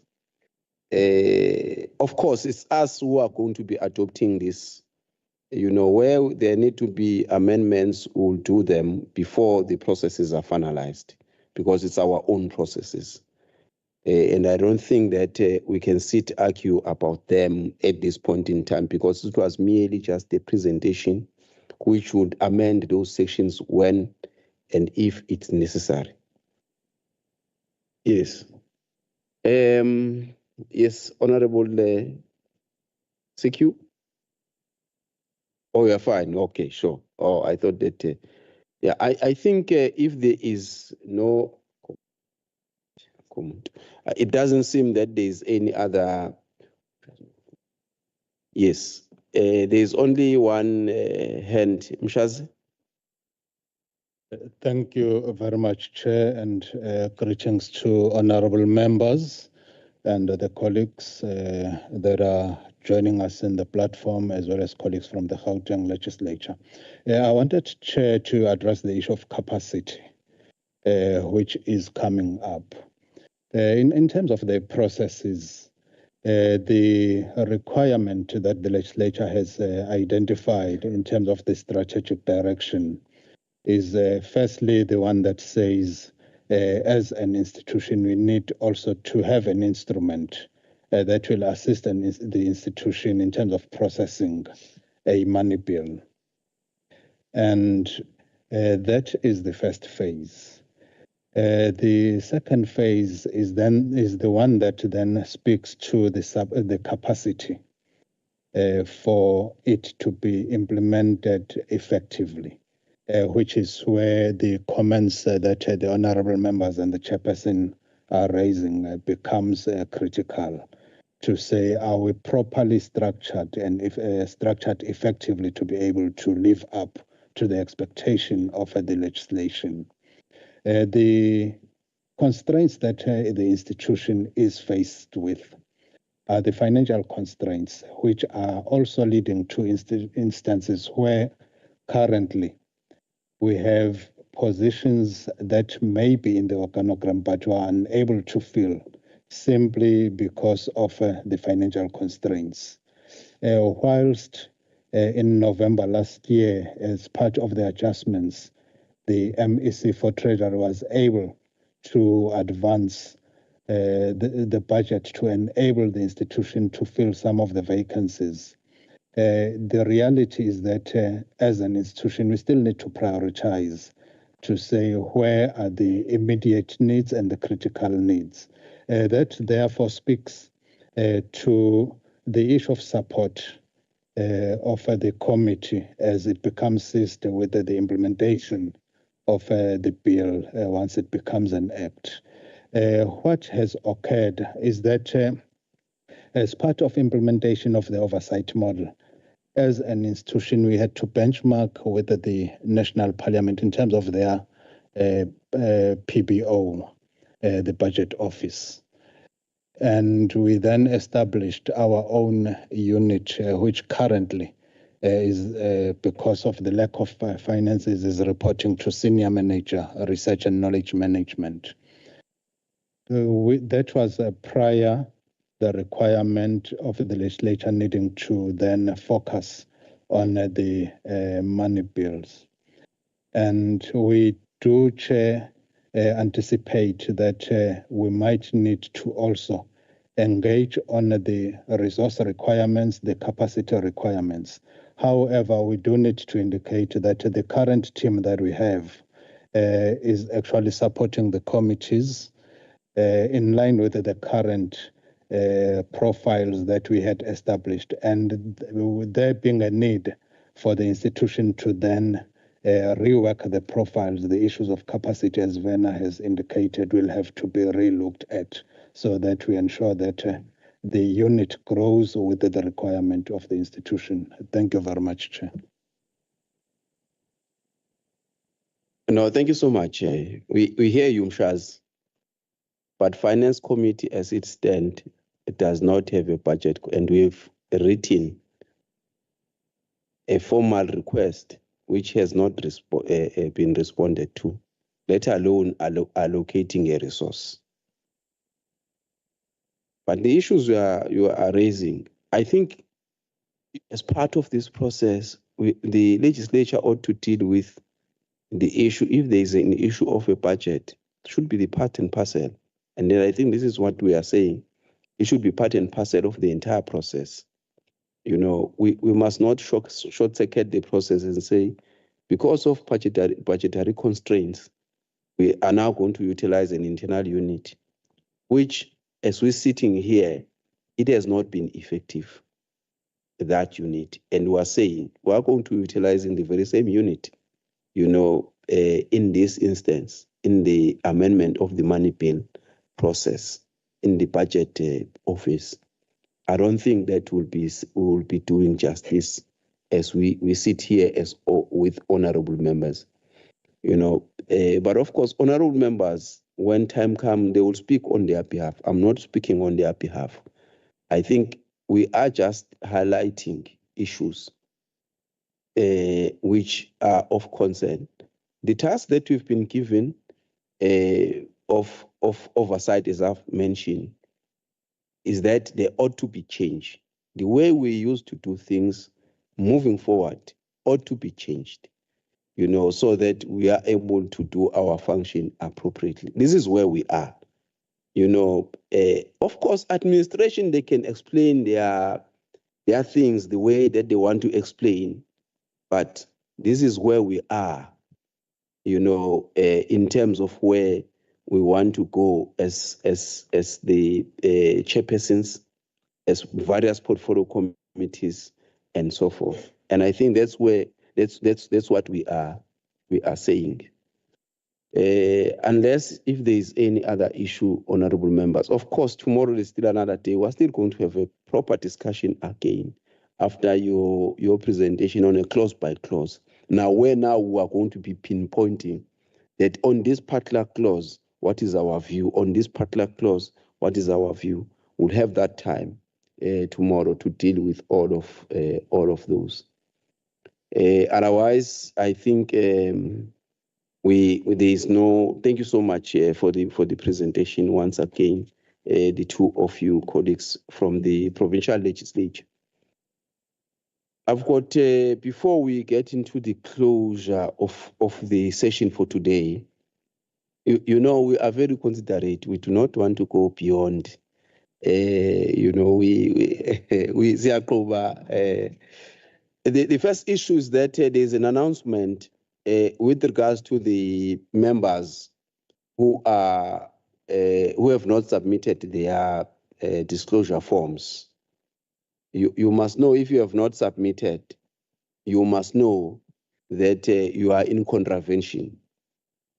But you are given a chance that today you can still submit your disclosure form to Mr. Matonzi, Tumsan Matonzi.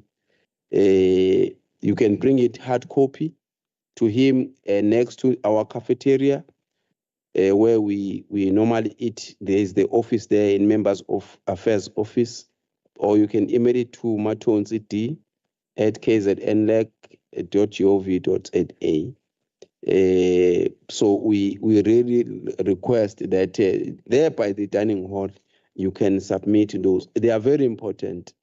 And I hope we have learned from the previous last year's experience where the National Assembly charged and, some members with regard to non-disclosure. So I think it's very important.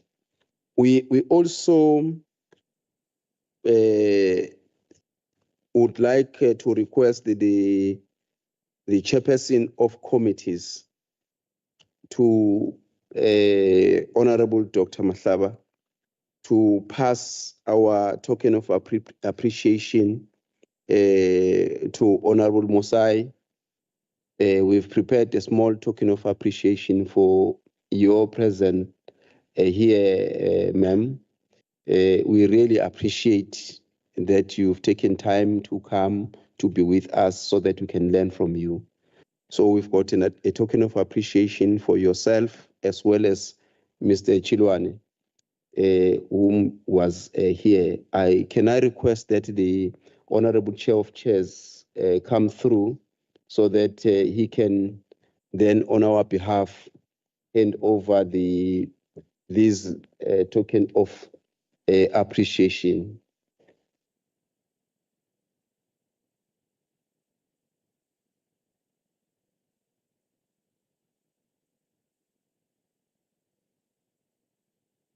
Thank you so much.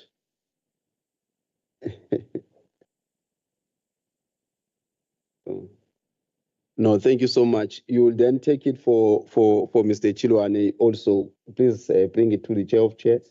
The second one for Mr. Chilwane, I think it's just gone out. Yeah, I'm not sure if Honorable Honorable Mosai, you can take it for him, please. Thank you. We really appreciate your presence. Really appreciate it. Thank you so much. In that note, honorable members, we'll then close our session for today, and we're going to meet again tomorrow morning at 8:30.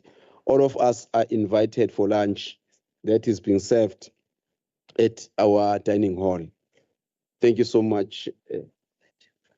Yeah, we really appreciate even those members that have been joined us online. We really appreciate your joining. Please join us once more tomorrow, 8:00 in the morning. Thank you so much. Even the colleagues from the Northwest, from Limpopo, Eastern Cape, we really appreciate, and all honorable members. Thank you so much. The meeting is closed.